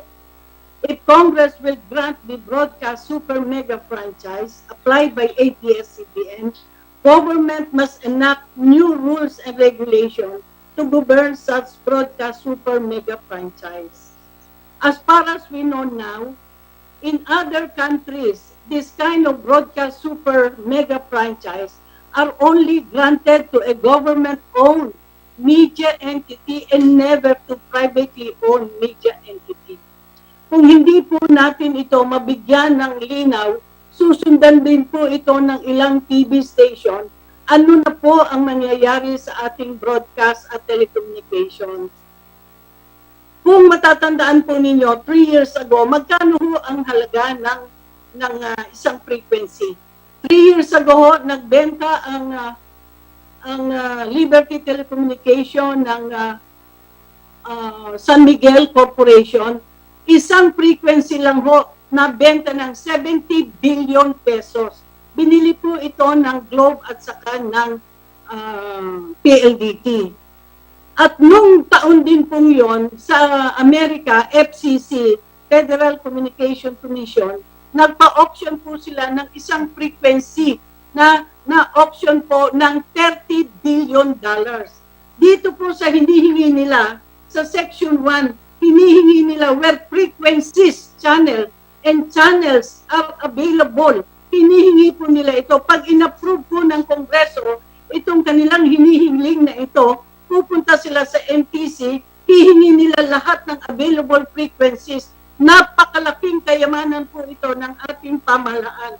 This is a sovereign patrimony. Dapat po kumita ang ating gobyerno dito. Hindi po dapat ang oligarko ang kumita dito. Kaya nga po nagpapasalamat kami dun sa ibang congressman na binasa namin yung kanilang House Bill. Hindi po nila inilagay itong where frequencies and channels are available. Salamat po kay Congresswoman Arenas, kay Congresswoman Vilma Santos Recto, kay Congressman Sato, at yung pong nag-file ng House Bill 6052, Bayan Muna, Act Teacher Gabriela Kabataan, kay Congresswoman Lauren Legarda, sa nag-file po ng House Bill 6732, Congressman Cayetano, Congressman Gonzales, Congressman Abu, Congressman Puno, Congressman Fernandez, Congressman Villapuete, Congressman Romualdez, Congressman Alvarado. Maraming salamat po at hindi ninyo nilagay dun sa inyong in-sponsor na bill itong where frequencies and channels are available. Napakalaking usapan pa po itong issue ito. Kaya po uunahin ko na po yung multi-channel sa TV Plus Box kung bakit ako ay narito. Narito po ang aming statement. picked up through the undersigned is most respectfully submitting the following comments. Number one, using multiple channels in one franchise. Para po sa picked up, bawal po ang pagkaroon ng multiple channels in one franchise dahil taliwas po ito sa policy ng one franchise, one channel in one area. Ayon po sa 1-1-1 policy na ito, sa isang service area, ang isang franchise holder o entity ay maaari lamang magkaroon ng tig-isang AM radio, isang FM radio, isang BSF-TV at UHF-TV. Magkakaiba kasing frequency band ang mga ito. Base po sa Presidential Decree 576-8 na may title na Regulating the Ownership and Operation of Radio and Television Stations and for Other Purposes, issued last November 11, 1974. Ang sabi po ng batas ay ganito, Your Honor. Whereas it has been observed that some public utilities, especially radio and television stations, have a tendency towards monopoly in ownership and operation to such an extent that a region or section of the country may be covered by any number of such broadcast stations, all or most of which are owned, operated, or managed by one person or corporation. Sa Section 3 po, Your Honor, no person or corporation may own, operate, or manage more than one radio or television station in one municipality or city, nor more than 5 AM and 5 FM radio stations, nor more than 5 television channels in the entire country, and no radio or television station shall be utilized by any single interest group to disseminate information or otherwise influence the public or the government to serve or support the ends of such group. In Section 4, Your Honor, any person or corporation which owns more than the number of radio or television stations authorized in the preceding section shall divest itself of the excess stations or channels. Any excess station shall be sold through the Bureau to Telecommunications. Sa Section 5 po, Your Honor, failure to divest as provided in the foregoing section shall, in addition to the penalties provided in Section 6, subject the person or corporation guilty of such failure to cancellation of the franchise of every excess station and to confiscation of the station and its facilities without compensation. In Section 7, Your Honor, any person who violates this decree shall be punishable by imprisonment for a period ranging from 5 months to 6 years and the payment of fine of 1,000 pesos to 10,000 pesos or both such imprisonment and fine at the discretion of the court.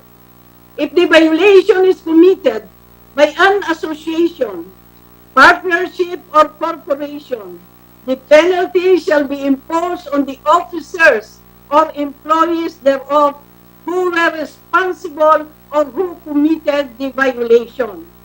Your Honor, consistent po ito sa policy natin laban sa monopoly na nakalagay din sa 1987 Constitution of the Republic of the Philippines. Ang sabi po doon, Your Honor, ay ganito. Sa Article 16, General Provision, sa Section 11 po. Number 1, the ownership and management of mass media shall be limited to citizens of the Philippines or to corporations, cooperatives, or associations, wholly owned and managed by such citizen. The Congress shall regulate or prohibit monopolies in commercial mass media when the public interest so requires. No combinations in the restraint of trade or unfair competition therein shall be allowed. Klaro po sa 1987 Constitution, Your Honor, na may policy laban sa monopolies, lalo na ang monopolies in commercial mass media. Kasama po dito ang broadcasting. Consistent po sa 1987 Constitution ang Presidential Decree 576-A. In 1995, Your Honor, lumabas po ang RA 7966 o ang franchise ng ABS-CBN Broadcasting Corporation na ngayon ay tinatawag nilang ABS-CBN Corporation. Noong pong 2003, lumabas po ang Supreme Court decision sa kasong ACWS-UVN versus National Telecommunication Commission o NTC. Sabi po ng Supreme Court ay ganito, where there is a law such as Presidential Decree number 576-A which requires a franchise for the operation of radio and television stations, that law must be followed until subsequently repealed. Hindi pa po ito nare-repeal hanggang ngayon. Ibig kong sabihin, Your Honor, hanggat hindi pa nare-repeal, kailangan pong sundin ang Presidential Decree 576-A. Kailangan pong sumunod ng ABS-CBN Corporation sa policy na one franchise, one channel in one area. Para po sa amin, kahit ano pong technology ang gamitin, analog o digital, kailangan po na sumunod sa batas tulad ng Presidential Decree 576-A. Kaya po, isang channel lang po dapat ang ABS-CBN. Hindi pwedeng multi-channel. Doon po, Your Honor, sa number 2 issue, ABS-CBN offering TV Plus using free-to-air frequency. Sa number 3 pong issue, Your Honor, ABS-CBN operation of pay-per-view service Kapamilya Box Office KBO. Sasagutin po namin itong dalawang katanungan na ito ng sabay. Para po sa FICAP, bawal po ang TV Plus using free-to-air frequency at bawal din po ang pay-per-view service sa KBO dahil wala naman pong mapakitang provisional authority ang ABS-CBN Corporation na nagsasabing legal ang TV Plus at KBO.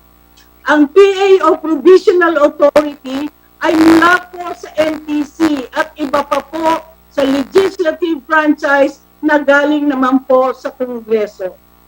Yan po talaga ang policy at makikita natin yan sa Section 3 ng RA 7966 o ang mismong franchise ng ABS-CBN Corporation. Sabi po doon ay ganito, sa Section 3 po ng ABS-CBN franchise.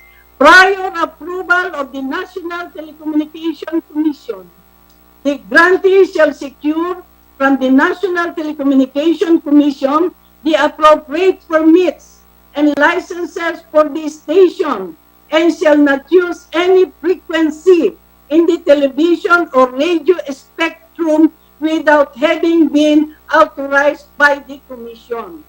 The Commission, however, shall not unreasonably withhold or delay the grant of any such authority. Malinaw po, Your Honor, na kailangan kumuha muna ng prior approval ng NTC bago gumamit ng television o radio spectrum. Prior po, kaya dapat hintayin muna ang approval bago mag-operate, kaya violation po iyon. Your Honor, noong 2015 po, kumuha po ang ABS-CBN Corporation ng tinatawag na demonstration permit number 0023-2015, issued March 30, 2015 para sa kanilang TV Plus. April 29, 2015, pinadalhan po ng NTC ang ABS-CBN Corporation ng sulat na pinagbabawalan sila na mag-pay television. Ang sabi po sa sulat ng NTC ay ganito, sa ABS-CBN, please be informed that the Commission is still in the process of formulating the guidelines for conditional access for digital terrestrial television DTT, including the possibility of providing pay television service. In view of the foregoing, you are hereby directed to refrain from offering any pay television service in your DTT trials until such time that the Commission has come up with the appropriate guidelines for the same. Ngunit hindi po ito sinunod ng ABS-CBN Corporation. Hanggang ngayon, 5 years later, sige lang ang operation ng KBO nila, walang tigil ng paniningil sa taong bayan. Your Honor, noong June 30, 2015, nag-expire po ang demonstration permit ng ABS-CBN Corporation. Hanggang ngayon, 5 years later, sige lang ang operation ng TV Plus, walang tigil ng kakasingil sa taong bayan. Alaman naman po natin, pag expired, hindi na pwedeng magpatuloy. Kailangan huminto.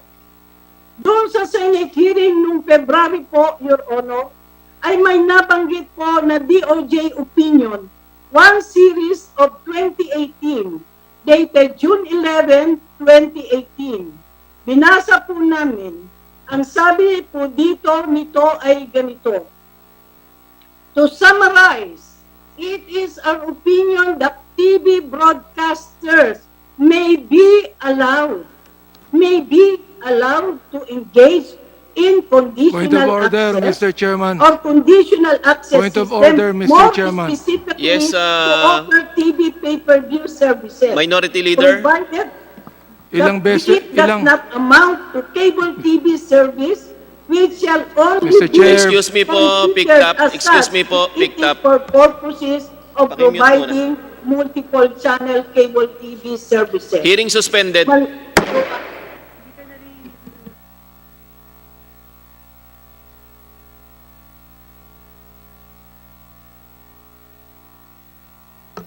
Hearing resumed. Yes, Minority Leader. I just would like to find out kung ilang oras po ang binigay natin sa kanya para magsalita.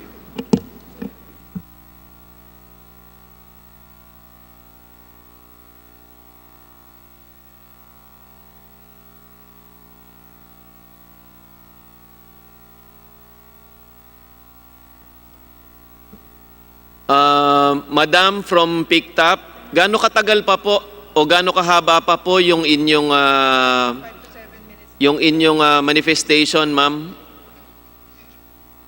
Paki-unmute po si Madam from Picktop. okay po. Yes, Sandali ma'am. Mga lang ilang na minuto ito, pa po Please, yung Agent. presentation Kasi- nyo, ma'am? Ilang minuto pa po yung presentation po ninyo? Tinatanong po ni Minority Leader Bishop 3 Abante. minutes na lang po, 3 minutes. 3 minutes. 3 minutes Bishop na lang Abante, po. 3 minuto na lang daw. 5 years po namin hinintay ito eh. 5 years po kami naghihintay. 5 years po, 2014 pa po. Bigyan lang po ninyo kami Mrs. ng Tamano, panahon. paki-wrap up na po, Mrs. Tamano. Paki-wrap up na. Okay, salamat po. Malinaw po na ang nakalagay ay may be allowed. Maari, baka payagan. Hindi pa po allowed. Nung lumabas po ang DOJ opinion noong June 11, 2018, 3 years na po silang nag-ooperate ng TV Plus without a provisional authority. Violation po ito ng Section 3 ng kanilang franchise. Sabi ng ABS-CBN Corporation, they were expressly allowed by the NTC order, May 14, 2019, NTC case number 87-006. Una sa lahat, nung lumabas po yung order na yon, ay 4 years na silang nag-ooperate ng TV Plus without a provisional authority. Violation po ulit ito ng Section 3 ng kanilang franchise. Binasa po namin May 14, 2019 na order. Hindi po binanggit ang TV Plus, KBO, Pay TV, Cinemo, Yay, Jeepney, TV, and iba pang multiple channels. So hindi po totoo that they were expressly allowed by the NTC. Yung May 14, 2019 order na conversion lang po from analog to digital format. Hindi po siya conversion from free-to-air to pay TV. Kaya hindi po pwedeng maningil ang ABS-CBN Corporation.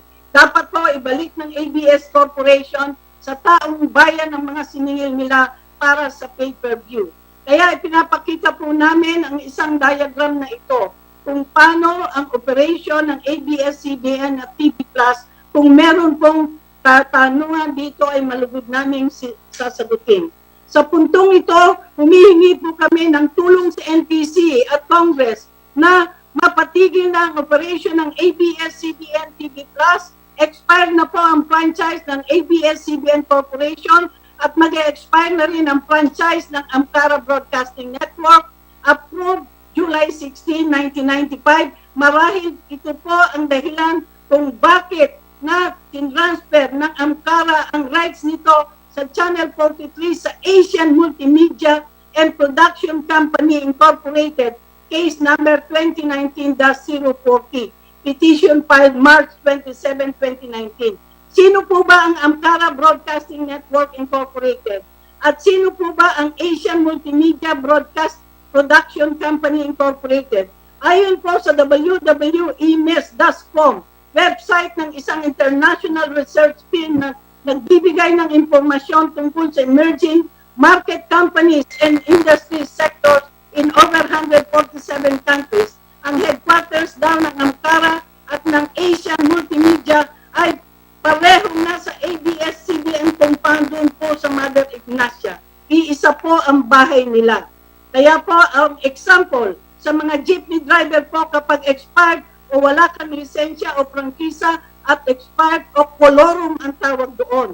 Kapag prangkisa ay pinagamit sa iba, kabit system ang tawag doon. Kapag expired, Statement na po, Mrs. Tamayo. Last statement na po. maraming po salamat. Okay. Ayusin po namin humingi ng tulong sa NTC at Congress para ipatigil ang operation ng Sky Direct. Ito po ang direct broadcast satellite nila, service. Sky Cable Corporation at nag-expire na din po ang franchise ng RA 7969. Ibig sabihin, hindi na po sila pwedeng gumamit ng frequency via satellite, ngunit sige pa ho ang kanyang pag-operate at pagsingil sa taong bayan. Maraming salamat po sa inyong pakikinig sa amin. Mula pa po noong 2014-16 Congress pa po itong hinaing namin. Magandang hapon po sa inyo. Maraming salamat po. Ngayon po, gusto natin i-recognize, bigyan din ng konting oras para sa kanilang position, si Mr. Ralph Casino, Chairman ng PCTA.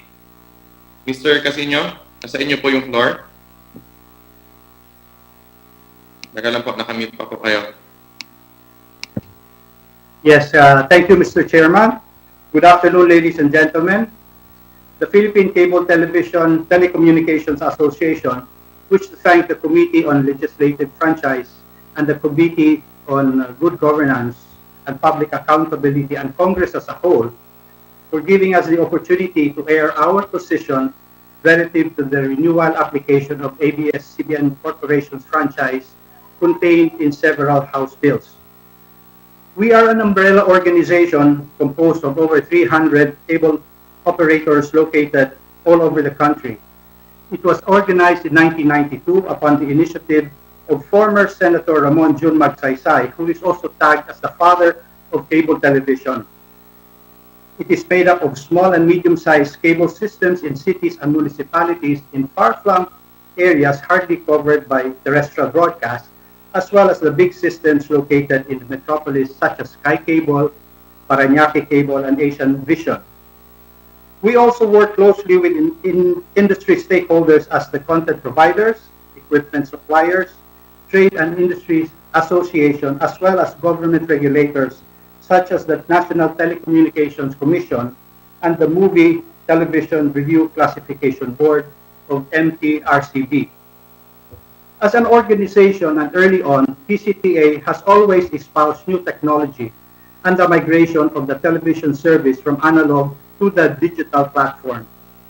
This was also in anticipation for the TV network's compliance to the government's directive to migrate from analog to digital in 2014. As part of our organization's service to our members, we regularly conduct technical training seminars promoting industry best practices. We have consistently been promoting the adoption to new technology. Many of our members now offer digital cable and other services resulting to much improved customer and user experience. We believe that this is the way forward. Failure to adapt to new technology and provide customer satisfaction would surely result to obsolescence and the eventual demise of any enterprise in our industry. To provide the Filipino consumer good, reliable, and affordable service should be a commitment of each and every cable company in the Philippines. The PCTA has submitted its position and endorsement for the renewal of the ABS-CBN franchise to this honorable body. Moreover, we endorse the digital terrestrial television service or Kapamilya Box. As has been explained by the technical experts, a key feature of the migration from an analog to a digital service is digital compression. This allows broadcasters to introduce multi-channels using the same radio frequency it was originally granted under their existing franchise or franchises. Whereas in the old technology, each frequency could only deliver a single channel, with digital compression, broadcasters are able to provide 4 or more channels. This empowers televiewers and consumers to have more options and program choices. Conversely, the networks are also able to offer additional services.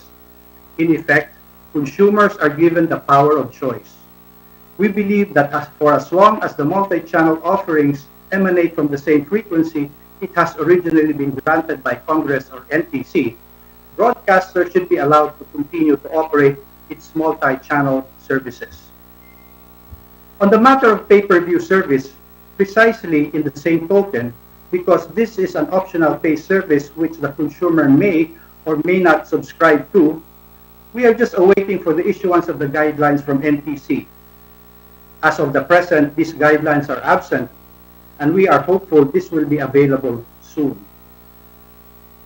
The need for regulations and guidelines for the pay-per-view service is more pronounced now as we experience rapid changes in technology and more players come into the pay television market. These regulations should focus on, among others, leveling the playing field, as well as ensuring that consumers' welfare is protected and uncompromised. There is an urgent need to review and revamp our existing laws, rules, and regulations in the light of the new and emerging and rapidly changing technology. As in the past, where we have been closely cooperating with NTC on relevant memorandum circulars and guidelines, PCTA is and will always be available to any government-initiated workshop for the review formulation of updated guidelines that must be realistic and responsive to the present times. ABS-CBN, as well as its sister company Sky Cable, have been active stakeholders in the industry. Their existence have made an indelible positive impact on the lives of many Filipinos as employers, providers of education, entertainment, and news services, and in the exercise of their corporate social responsibility. It is a leading player in the forefront of the development of the cable and telecommunications industry. The renewal of their franchise and its continued operation would be of great service to the industry and the nation. On the outset, it is best that we be reminded that our aim and purpose being here is to be able to better serve the consumer. We all agree that the Filipino deserves better. Thanks once again for the opportunity. Mabuhay po. Good afternoon. Maraming salamat po sa PCTA. Ngayon, bubuksan na po natin ang floor para sa mga magtatanong ng ating mga membro. Una, tatawagan natin si Senior Majority Leader Boying Rimulya para sa kanyang interpellation. Meron pa po siyang additional 10 minutes binigay natin mga kasamahan ni Majority Leader Martin Romualdez at ni Deputy Majority Leader Sharky Palma. Congressman Boying. Thank you, Mr. Chairman. My first question, Mr. Chairman, is directed to, wala si Mr. Katigbak. Kada.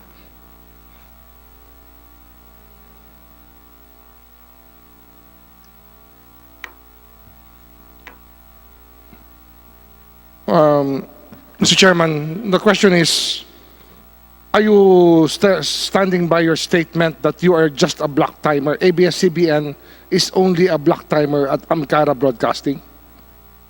For Channel 43 po, yes. Channel 43. Does ABS-CBN own any shares in Amcara Broadcasting? As of today, we don't own any shares in Amcara. You do not own any shares? No more po. You only deal with Amcara Broadcasting for block time purposes? To the best of my knowledge, I think that's all we do with Amcara po. We block time. But your block time is for 1 year.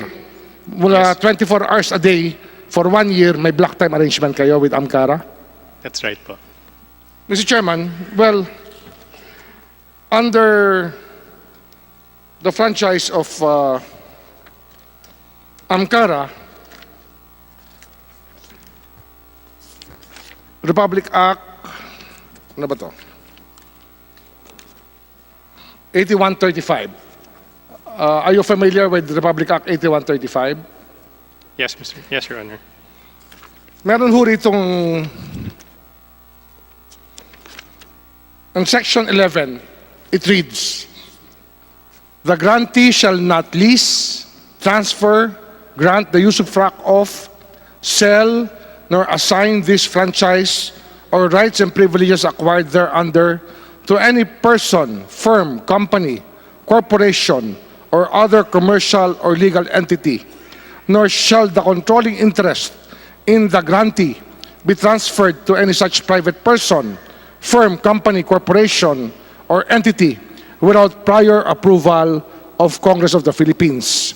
Any person or entity to which this franchise is sold, transferred, or assigned shall be subject to all the same conditions, terms, restrictions, and limitations of this Act.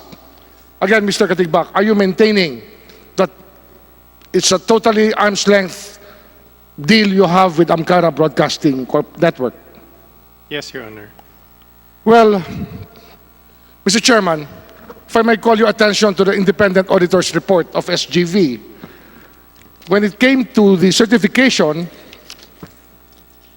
Statement of Management Responsibility for Financial Statements, the signatories in the SGV report were Eugenio Lopez III, or Gabi Lopez, Federico M. Garcia, or Freddy, and Aldrin Serrado, signed 22nd of February 2017.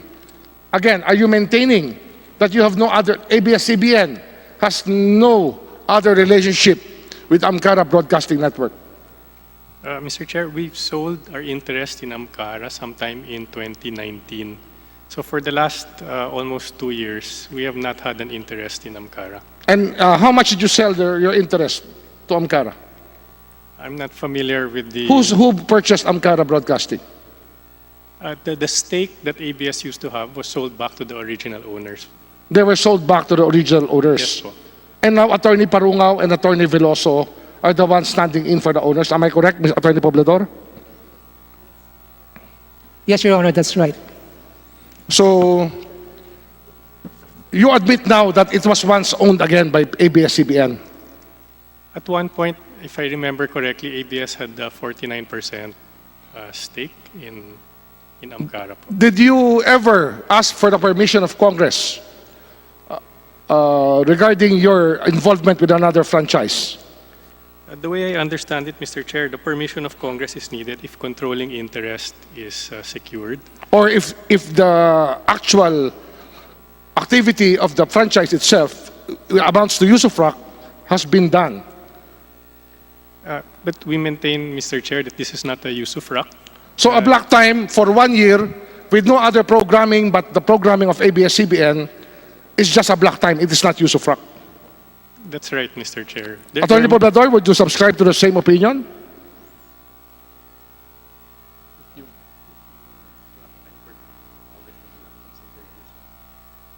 Your Honor, that's not considered use of RAC because use of RAC has a set definition in our civil code. Use of RAC is when you enjoy property and your only obligation is to preserve it. In the case of block time, you buy the airtime.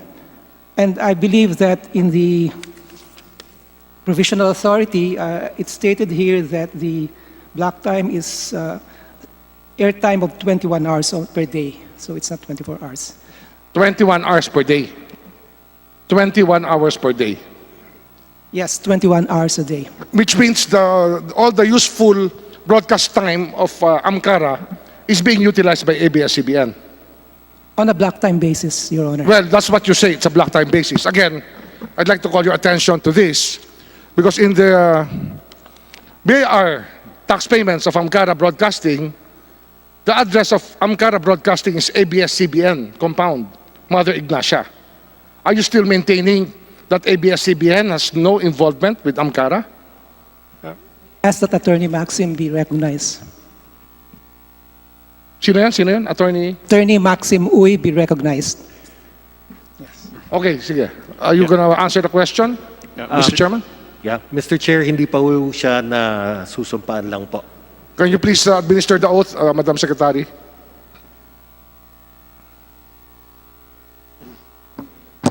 Please raise your right hand. Do you swear to tell the truth, the whole truth, and nothing but the truth before this joint congressional hearing? So help you God. I do. Thank you. But is there any lawyer here who is also a lawyer of AMCARA? Attorney Poblador, Attorney Uy, are you a lawyer of AMCARA? I'm not a lawyer. You're not a lawyer of only ABS-CBN kayo? That's right, Your Honor. Oh, kayo ho. I'm with ABS-CBN, Mr. Chair. Okay, what do you have to answer to? Do you have any answer to the question earlier? Mr. Chairman, may I request the question be Attorney repeated? Poblador told you to answer the question, so I suppose you know what the question was. ABS-CBN has no stake in AMCARA.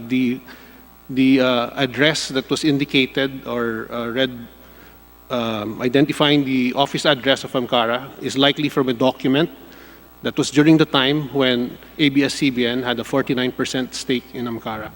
But presently, ABS-CBN no longer has any shareholdings in AMCARA, as was stated earlier. So in other words, you admit now that you had 49%, you owned 49% of AMCARA. For how long? From what time to what time? Would you please answer this question? Kailan nyo hinawakan ng yung AMCARA? The ABS-CBN stake was acquired in 1996, Mr. Chairman, and was divested in January 2019. So for a total of 23 years, ABS-CBN owned AMCARA. 49% of AMCARA Broadcasting. Yes, Mr. Chairman. And until now, may block time arrangement pa rin kayo sa AMCARA Broadcasting, which has Channel 43.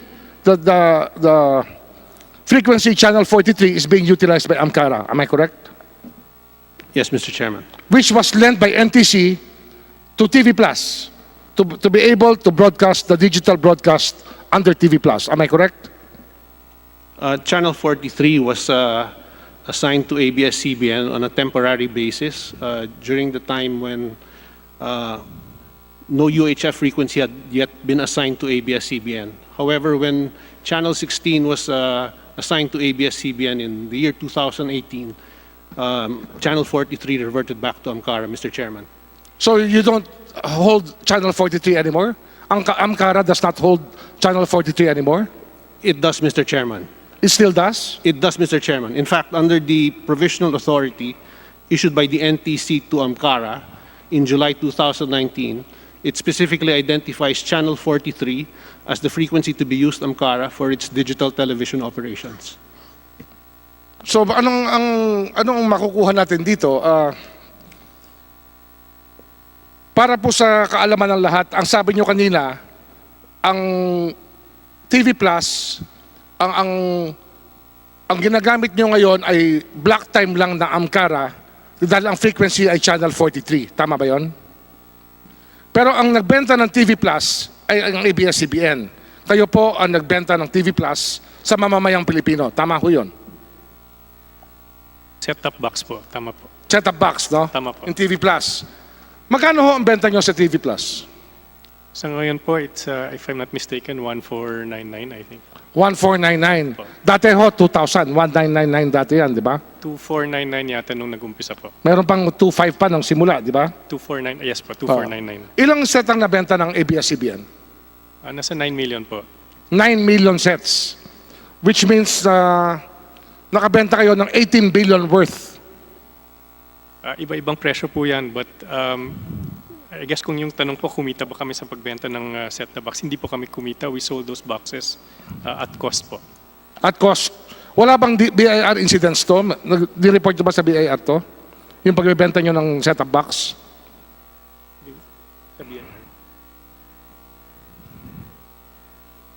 I'm not sure, Mr. Chair, what taxes you refer to, but definitely I think kung sales tax and value-added tax. VAT. Sorry, VAT. Opo. VAT. Nag-report kayo ng VAT dito? Yes po. So for 13 billion pesos, nagbayad kayo ng VAT for around 13 to 15 billion pesos, yung equivalent VAT ang binayaran nyo dyan? I cannot attest to the 13 billion po. I don't have the exact number, but whatever the actual number is, we paid VAT on that, Mr. Chair. O sige, checkin natin sa BIR yan, no? Kaya ngayon, ang pinag-uusapan po rito, yung relationship nyo sa Amcara, doon ho ko papunta, no? Ang sabi kanina, kaya kayo nakakapag-broadcast ay naka-block time kayo sa Amcara. Na kayo rin ang may-ari ng kalahati, halos kalahati, nung araw. Tama ba yon? I'm sorry, Mr. Chairman, I didn't understand the question. Kayo rin ang may-ari ng 49% na Amcara Broadcasting for a long time. For 23 years, kayo ang may-ari ng Amcara Broadcasting. ABS-CBN used to own, yes, Mr. Chairman, 49% of the shareholders. 49%. Tapos, kayo ang gumagamit ng frequency ng Amcara the whole time. On a block time arrangement, Mr. Chairman, yes. Eh, ang claim nyo, block time. Pero actually, use of frac ang nakikita namin, hindi sa legal term. Pero sabihin natin, kayo na ang gumagamit ng pasilidad na Amcara. No, Mr. Chairman. ABS-CBN merely bought the airtime from Amcara. As was stated earlier, the purchase of airtime from a broadcaster is a standard commercial activity. Ayun ang palusot nyo. Purchase of airtime. Pero actually, gumagamit kayo ng ibang prangkisa at ang nakikinabang sa prangkisang yon ay ABS-CBN dito ho sa Amcara Broadcasting Corporation. No, Mr. Chairman. ABS-CBN merely buys the airtime from Amcara. And Sinasabi nyo sa akin, Attorney Uy, hindi kayo nakinabang kahit kailan sa facility na Amcara Broadcasting.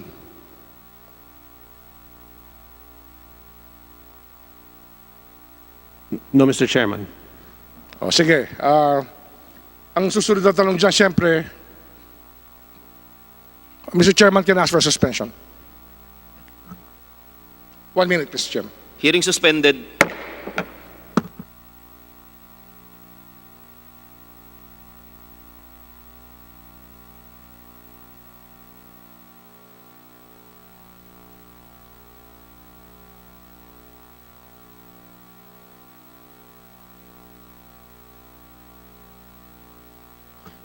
Hearing resumed. Sa kaalaman po ng lahat, bago po magtanong si Senior Vice Chairman Boying Remulla, ay nirebyasa po namin yung franchise ng Amcara at mukha pong mag-i-expire na rin ang kanilang prangkisa by July 11 nitong taon na ito. Ituloy niyo po, Congressman Remulla. Kaya ang tanong po rito, binenta nyo yung shares nyo pabalik sa may-ari dati o Sino ang may-ari dati? Kanino nyo binenta yung shares nyo? The shares were sold to Mr. Rodrigo Carandang. He was the son of the former owner of the shares of stock in Amcara. Okay, Mr. Chairman. so taxes were paid on this transaction? Taxes were paid on this transaction? Yes, Mr. Chairman. So how much did you sell the shares for? Mr. Chairman, the transaction was a private transaction, and I'd like to request that we not discuss the details of the transaction in public. However, You're asking for a franchise here. You don't want to answer the question. It's very relevant to your franchise application. ABS-CBN, pakisagot po ang mga katanungan ni Congressman Remulla. the shares of stock were sold for consideration of 40 million pesos, Mr. Chairman. 40 million pesos. So nagbayad kayo ng tax para doon. Taxes, all the taxes that were due were paid, Mr. Chairman. And who is Attorney Anthony Parungaw to ABS-CBN?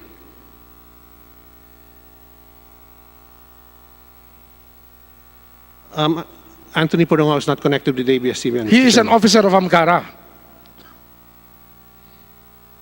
I do not know, Mr. He Chairman. is the partner of your internal counsel, Attorney Mario Santos. Attorney Mario Santos was formerly connected with ABS-CBN, Mr. Chairman, and Mr. Parungao is as I know, a partner in the law office of Mr. Santos. So, for all intents and purposes, they can be dummies of ABS-CBN. Am I reading this right? They are not dummies of ABS-CBN, Mr. Chairman. They work for Amcara. Attorney Veloso and Attorney Parungao work for Amcara.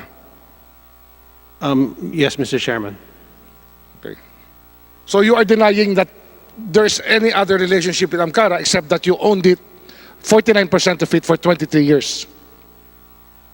Yes, Mr. Chairman. And you did not ask Congress, or you did not notify Congress of this special relationship. No, Mr. Chairman, as was stated earlier, the requirement under the franchise of Amcara to inform Congress and secure approval is if the controlling interest is transferred. And until now, the office address of Amcara is still ABS-CBN compound. No, Mr. Chairman. So when was this terminated? 2019? Yes, Mr. Chairman. Okay. Well, Mr. Chairman, I think that we have arrived at something important here, that one of the practices of ABS-CBN is to utilize another franchise owned by another group of people, and in utilizing the said franchise, legal arrangements were made to layer the transaction. But obviously, ABS-CBN had control over Amcara, even with regards to the manner by which contracts are drawn up for the said block time of Amcara Broadcasting. This is only to prove the point, Mr. Chairman, that the bad faith of ABS-CBN permeates this room right now. They did not truthfully answer the questions of this representation. Hindi ho sila nagsabi ng totoo. Sila po ay nagsinungaling na ang Amcara ay hindi nila naging pag-aari at ito ay hindi na sila ang may-ari ngayon, ngunit sila pa rin ang gumagamit. Parang bahay po yan, Mr. Chairman. Doon sila nakatira sa bahay na yon, yun ang address na yun na binibigay nila, pero hindi naman sila umuupa, pero andun sila nagbabahay sa bahay na yon. Ano kaya yun, Mr. Chairman? Pare-pareho naman kami abogado rito. Alam po natin, ang gawain po ng mga abogado, pagdating po sa ganito, sila po ang gumagawa ng palusot.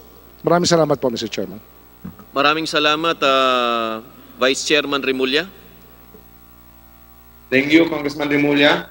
Ang susunod na magtatanong si Congressman Alfredo Garbin na nagkaroon ng additional 5 minutes na binigay ni Congressman Inoti. Congressman Garbin.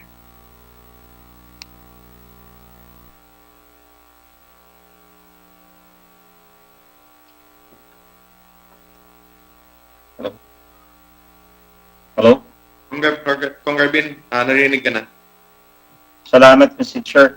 Yung aking mga katanungan po ay address ko sa NTC, kung nandyan pa po yung NTC. Kasi yung issue natin at hand po dito is yung prangkisa per channel, whether using multiple channels in one franchise without NTC permit is legal, whether ABS-CBN violated the terms of its franchise by offering its TV Plus boxes for a one-time fee, but using its free-to-air signal granted through its franchise at no cost to it.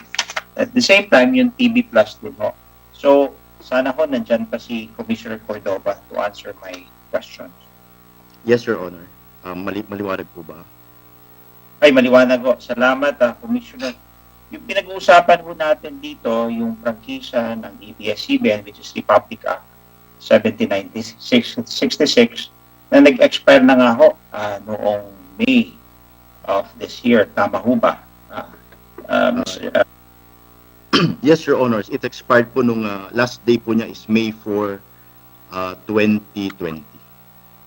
Well, I remember correctly. that before its expiration, you talk about Republic Act 7966, which was enacted into law on 1995. It granted ABS-CBN a franchise, and the wordings does not use the word channel at all. Tama po ba? I would have to check that, Your Honors, but the franchise is the best evidence, Your Honor. Yes, and instead, in the said franchise, the law assigns a frequency, tama po ba? Which can carry a Your Honor. single I think analog channel, but also multiple digital channels into this technology, tama po ba? yes, Your Honor. And according to the Department of Information and Communications, Technology Framework of the Digital Terrestrial Television Broadcasting Migration Plan, it's going to be, the digital paves the way for a more efficient use of the frequency, since the spectrum used for a single analog standard definition television. Tama po ba? Actually, Your Honor, i-discuss ko lang po ng konti. Ang nangyari po kasi sa digital, nung pong from analog po kasi, ang hawak po ng bawat broadcaster ay 6 megahertz na frequency. So ngayon po, nung nag-transfer, nung pong nag-adapt tayo ng digital television, they got the same 6 megahertz. So one channel pa rin po ang nabigay sa kanila. But because, Your Honors, of the characteristic po ng digital TV, yung pong kanyang compression ay very efficient, ay nakakapag-produce po siya ng 5 to 6 programs na standard definition. So still one channel, Your Honors, but multiple programs. Well, tama ho bang sabihin that a single frequency can be used for a multiple channels? Tama po ba yun? Actually, Your Honor, parang hindi po. Because, one channel, yung pong 6 MHz is one channel. Yung pong bawat palabas po doon, kunwari po 6 na palabas or 5 palabas, yun po ay programs po ang tawag. Okay. So, doon ho sa prangkisa na ibinigay sa ABS-CBN, Republic Act 7966, is there any provision which prohibits the operations of multiple programs? I think, Your Honor, nung pong time na in-issue yun, parang wala pa naman po kasing digital TV, so baka po hindi yun na-foresee ng Republic Act 7966. And in fact, the usage of multiple programs are allowed right now because of the digital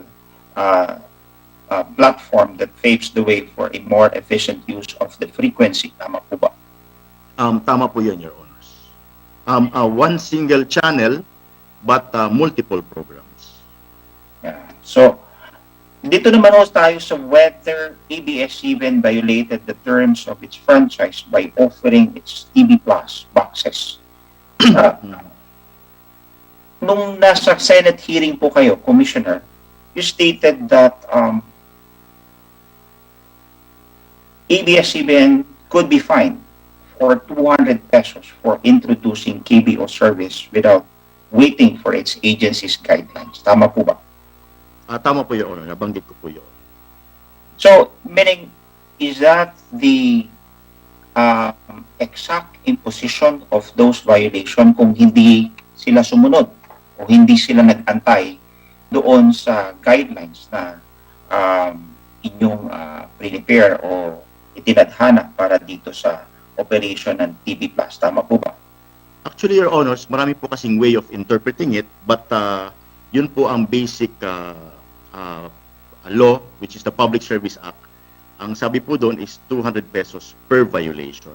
But malinaw po that ABS-CBN ay without us giving the yung pong guidance or yung pong implementing rules on how to do it, at actually nga po, nag-issue kami ng cease and desist order sa kanila, ay yun po ay dapat hindi po nila ginawa. Kung ang eksakto pong computation or ano ay hindi ko po masagot ngayon, but ang amin pong gagamitin doon, kung may nag-file ng kaso, would be the Public Service Act, Your Honors. Of Pero as 1936. of now, wala naman ho nag-file ng kaso. So far, wala naman. Doon ho tayo sa kapamilya black box. Ano? Okay. Is this what we call the KBO? Yun ho ba yung pinag-uusapan natin dito? Ano po, I think yung pong kapamilya black box is ang ABS po ay nagbenta po ng ang generic term po doon is set-top box. Ang set-top box po kasi, ganito po kasi yun, Your Honors. If you are from analog to digital at ang television mo po ay luma pa, ito po ay analog. Hindi ka pa po nakakabili ng digital ready television, kailangan mo po ng set-top box na magde-decode ng transmission ng digital TV to convert it to analog para po mabasa ng television mo. Yun pong kapamilya yung pong black box ay ganun po. So, But, in order yes. an analog TV set to receive a digital signal, they should have a digital television adapter. Yun ho yung box na yun. Yun po. Yun siya po ang magbabasa para po mabasa siya po ang magde-decode para po mabasa ng digital, ng analog television. So, gusto sabihin, yung pagbenta ng digital box na yun, is this a sale of a program or just an accessory? Tama ko ba? Actually po, ang pagbenta po ng black box or ng set-top box, for that matter, if that is the generic term, ay ano po siya, para po nagbebenta ng appliance. Para po nagbenta ng television set. Para po, ito may lagay mo sa television set, para pong receiver siya, maikabit mo sa iyong analog TV para matanggap po yung pong digital signal. So in other words, the sale of the KBO is not prohibited by NTC. Tama po ba? Yung pong black box, in its generic sense, ay okay po na makapagbenta ang mga broadcasters or kahit po sinong appliance store, like Abenson, like yung pong mga tindahan sa Raon, nagbebenta rin po sila. So, the sale of a set-top box is not prohibited by law, Your Honors. To decode the digital signal at maipalabas po ito sa analog TV. In fact, hindi lang ABS-CBN ang gumagawa nito. I read over the news 2 days ago that one of the biggest network here, the Kapuso Network, also launched their Afforde box. Tama po ba? Nabasa ko din po yun, Your Honors. And that was approved by NTC. Hindi po kami nag-approve nun, Your Honors, because it's just a sale of, like I said, para po siyang appliance. Receiver. Appliance. Okay. So, is that valid? Valid ba? Okay lang po yun. Wala po kami nakikitang problema doon. Now, on the offering of pay-per-view services, whether ABS-CBN violated the terms of its franchise by offering pay-per-view in TV Plus boxes channels using the free-to-air signal granted through its franchise and at no cost. Now, in the Senate hearing, Justice Secretary Minaro de Guevara told senators that ABS-CBN broadcast franchise authorized the network to introduce pay-per-view feature. He said the phrase commercial purposes in ABS-CBN franchise was broad enough to allow pay-per-view feature. Ano ho ang inyong opinion dito? Actually, Your Honors, sumulat po sa amin ng, if I remember right, ang KBP, sumulat po din po sa amin ng FICTAP at yung iba po mga channels. So we all sent the letter to ask for the legal opinion of the Department of Justice. So sinabi nga po ng Department of Justice na yun nga daw pong commercial, ang pinagtatalunan po kasi dyan is yung po bang phrase na commercial purposes in Section 1 of, I think lahat naman, almost all franchises have the same phrases, same phrase po for commercial purposes, is it wide enough to include pay-per-view? Ang sagot naman po ng DOJ ay it is wide enough to include the pay-per-view, yun pong commercial. And kasama daw po nun yung advertisement also. Yun po ang sabi ni Secretary of Justice. But I would just like to clarify also, Your Honors, that a separate department in government, yung pong Office of the Solicitor General, filed a case against this ito pong pay-per-view na ito, and it was filed through a co-warranto proceeding in the Supreme Court. So actually, Your Honors, wala pa naman pong final na decision on this matter. Maganda nga po sana kung ito ay na-desisyonan sa korte dahil ito po ay justiciable question, but hindi pa naman po, hindi po na-desisyonan ng Supreme Court ito, Your Honor. Meaning there's no justiciable question. Tama po ba? Actually po, ay hindi ko pa po nabasa ang Supreme Court decision on the decision laron sa pag-dismiss sa co-warranto, but I think nabanggit po kasi doon, hindi nila tinouch yung detalye. I think, nabasa ko lang po ito sa news, na ano po, moot daw na po itong co-warranto case because wala na ba daw pong franchise sa pag-uusapan dahil nag-lapse na po ito. And can you consider that there is irregularity in the performance of his official function, the DOJ, given the legal opinion that the pay-per-view texture is valid? Tama po ba? Well, sa sinabi po ni Secretary of Justice na yun, yun po ang kanyang opinion. So, sa opinion po niya yun, Your Honors. Yung NTC ho, ano yung ginagawa niyo ngayon doon? Actually, Your Honors, ganito po yun. Kasi po, medyo mainit po itong topic na ito dahil iba-iba ang ano ng mga partidong apektado dito po. Ang ginawa nga po namin, nilagay po namin sa provisional authority ng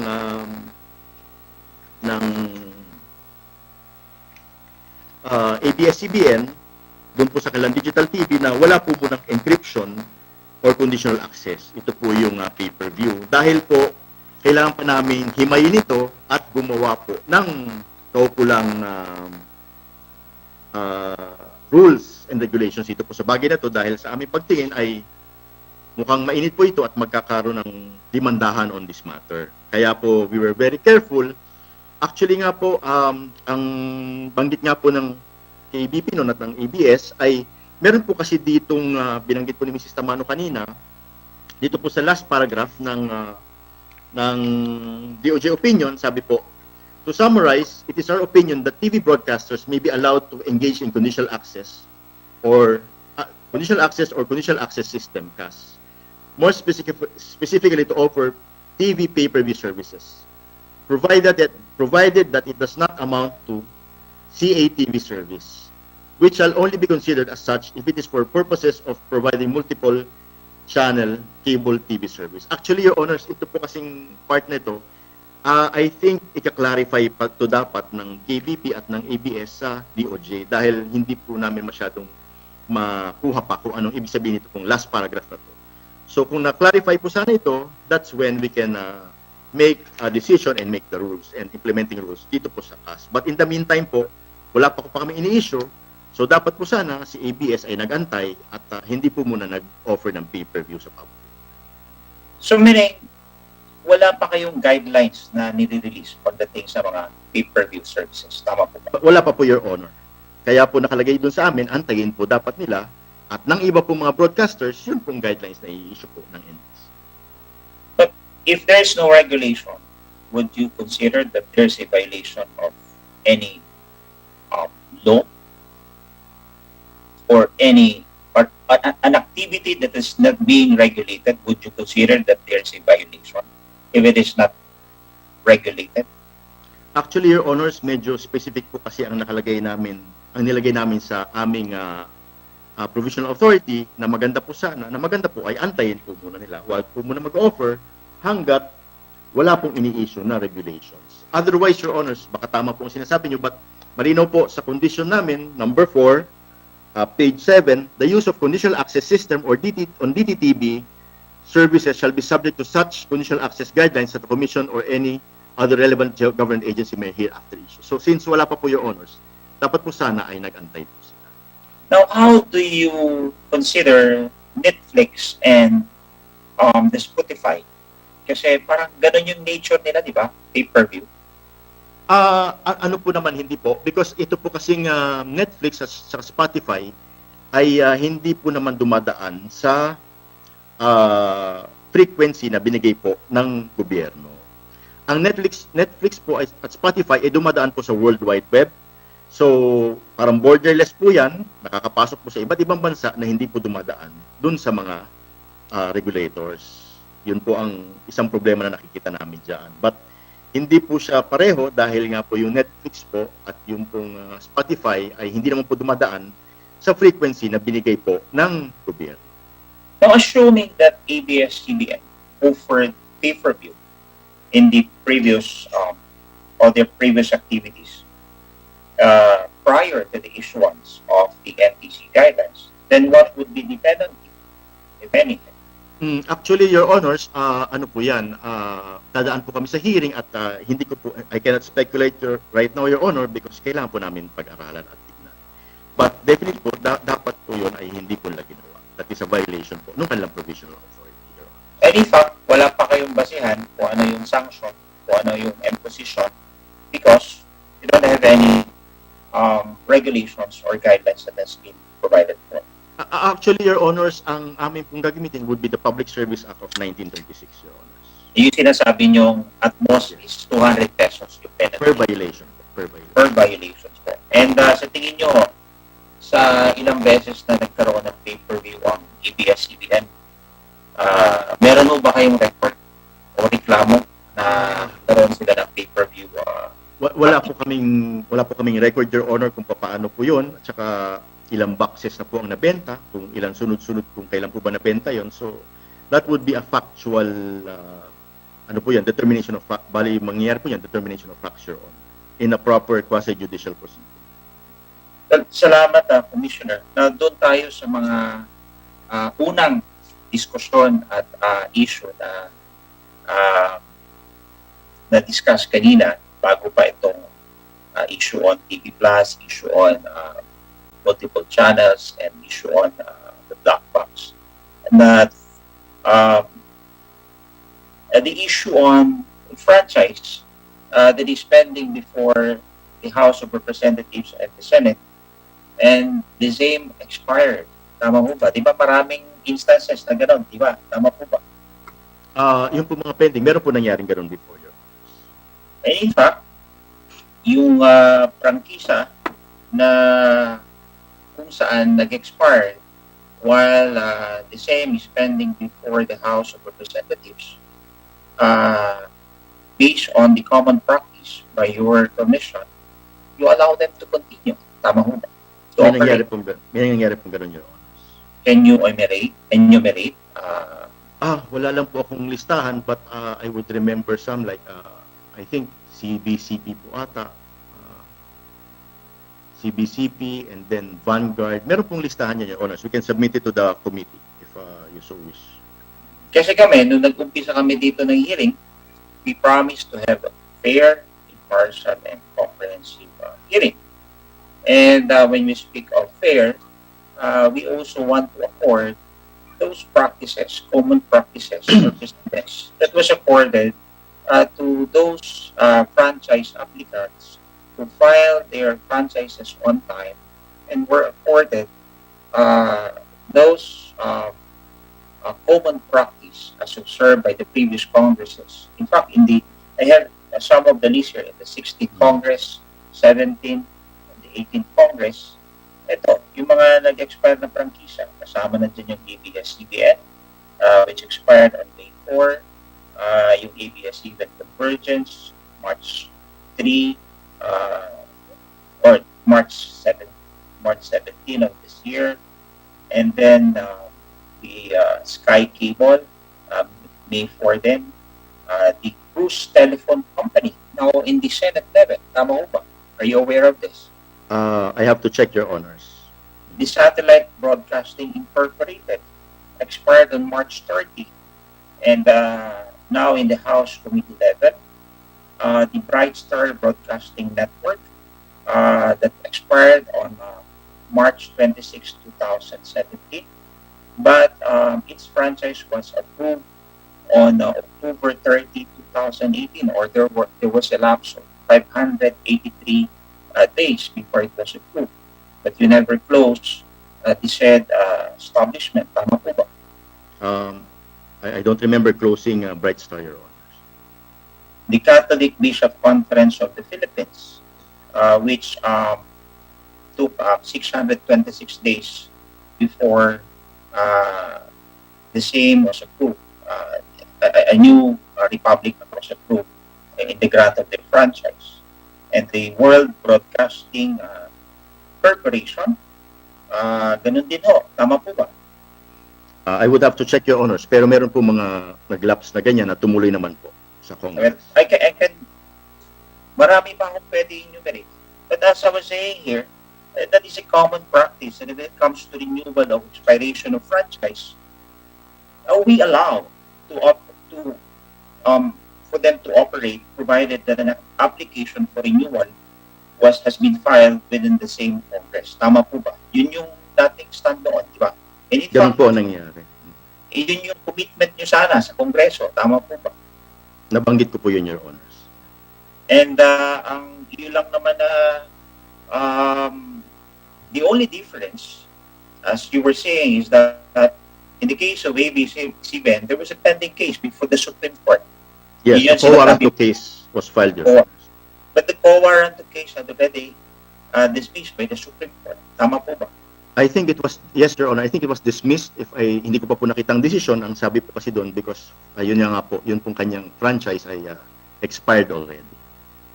And you and the Commission, whenever a franchise expired and the application was filed on time, yung expiration, you always consider it not as a denial of the franchise pending the deliberation in Congress. Tama po ba? While it is being deliberated in Congress, you don't consider it as a denial dahil you allow them to continue to operate. Tama po ba? Yes, pending po siya. And kanina, may na-mention that it does violate or diminish the power of Congress. To me, it's not. Because that's a common practice. And does not violate or diminish the power of Congress regarding the franchises under the Constitution. Kasi at the end of the day, pagbobotohan din ho ng committee. Tama po ba? At ng plenaryo. Well, I subject to the wisdom of Congress on that matter, Your Honors. Salamat, Commissioner Cordova. Mr. Chair, wala na rin akong tanong sa ating mabuting commissioner. Salamat po. Salamat. Tapos na po ako sa isyong ito. Maraming salamat, Kong Herbin. Tama-tama, i-remind pa lang kita na time ka na. Next, magtatanong si Congresswoman Sol Aragones na binigyan ng karagdagang oras din ni Congressman Rufus Rodriguez at ni Congresswoman Arlene Brosas. So meron pong total na 15 minutes po si Congresswoman Sol Aragones. Kong Sol? Maraming salamat po, Mr. Chair. Karamihan sa aking mga katanungan ay naitanong na kanina.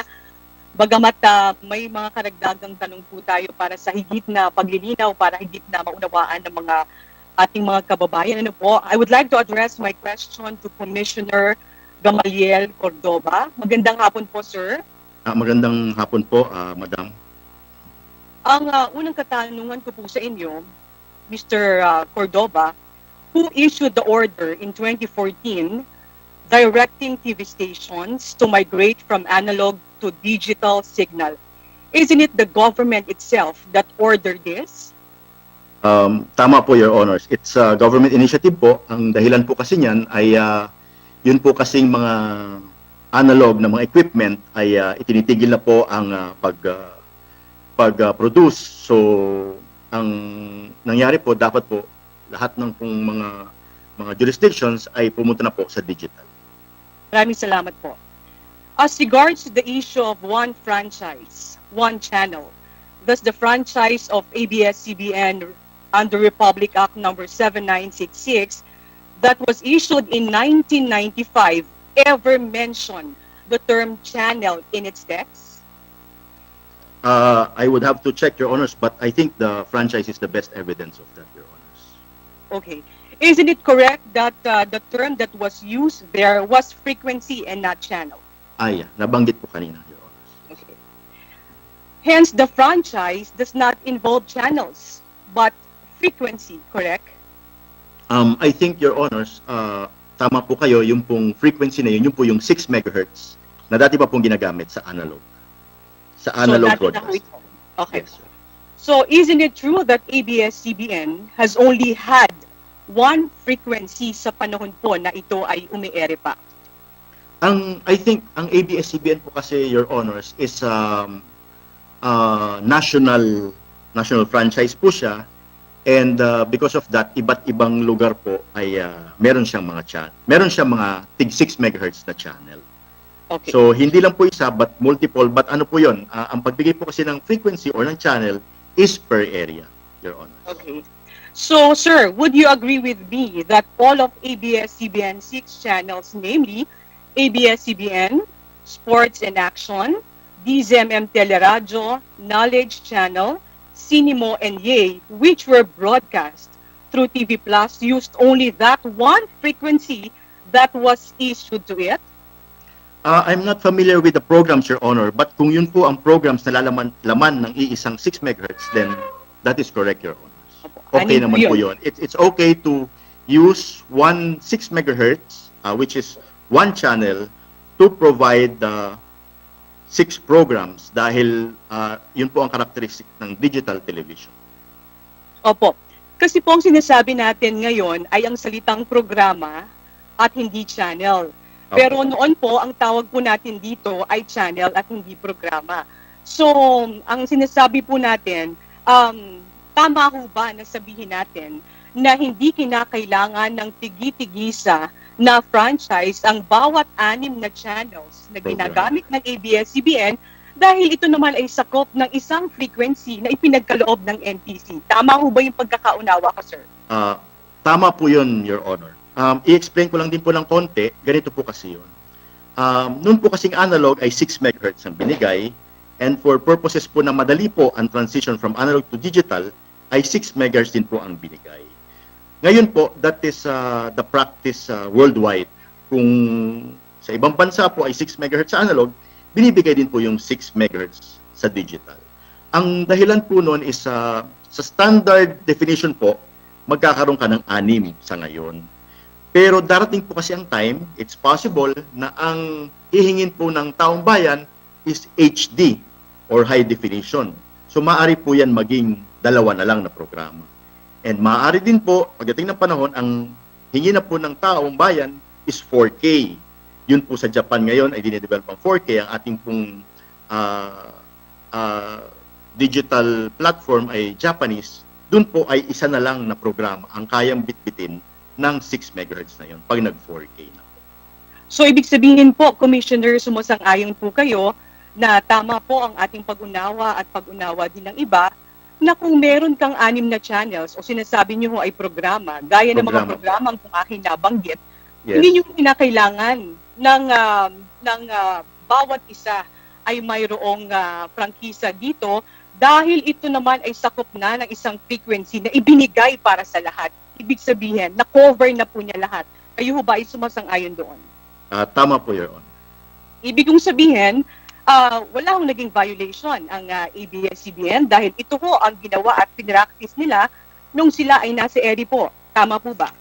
Insofar as 6 programs in one channel is concerned, Your Honor, okay po yun. So wala ho silang na-violate sa usapin na yun? Wala. Okay, salamat po. In the 4 years that ABS-CBN was broadcasting through TV Plus with its 6 channels, kaugnay ho na sinabi ko kanina, did the NTC ever order it to cease and desist? Your Honor, ano po, banggitin ko po, para po hindi magulo, tawagin po natin silang 6 programs in one Okay, channel. 6 programs. Opo. Pero ito ba ay na-correct at a certain point na program, so ang tamang na terminolohiya dito at hindi channel? Ito ba ay nagkaroon ng guidelines na bago para po linawin ito? I think, Your Honor, maganda po. Mamaya, matanong natin ang aming head ng broadcast services sa technical po. Meron po kasing KBP standard na maaari po niyang ipakita. KBP broadcast code po yun, tsaka standards. Nandun po yung 6 MHz na one channel. O, isa pong bagay din yun na makakatulong na para mas malinaw ang pagkaunawa natin sa isyong ito at sa usaping ito. Nais ko lang po malaman, meron ho bang inilabas na IRR o Implementing Rules and Regulations ang NTC kaugnay ng usapin po ng TV Plus at kailan po ito? TV Plus, are you referring po ba dun sa, ano po, yun pong sa pay-per-view? Tama po ba? Sa ano po, sa box? Okay. Yun pong sa box, Your Honors, I think nag-issue po kami ng implementing rules doon. Noon pong, ano po yun, isang buong implementing rules po yun on how to implement the Japanese digital television dito po sa atin. I think that was, hindi ko lang po maalala kung anong taon yung 2014 or 2015 po ata. Okay. So, isang bagay lang po, bilang pagtatapos, ano po, Commissioner Gamaliel Cordoba, sana ho ay magkaroon po ng kalinawan yung terminolohiya pagdating sa usapin ng ito ba ay tawag ay channel o programa. Pero sa kabila nito, ang isang bagay yung malinaw sa napag-usapan natin ngayong hapong ito, na kapag pinag-usapan ang 6 na channel, pero sinasabi nyo ngayon ay programa kung saan nakapaloob yung 6 na programa na nabanggit ko kanina, ito ay hindi kinakailangan ng hiwa-hiwalay na prangkisa dahil sakop na ito ng isang frequency na ipinagkaloob ng NTC sa ABS-CBN. Maraming salamat po, Commissioner Cordoba. Yun lamang po, Mr. Chair, magandang hapon po sa inyong lahat.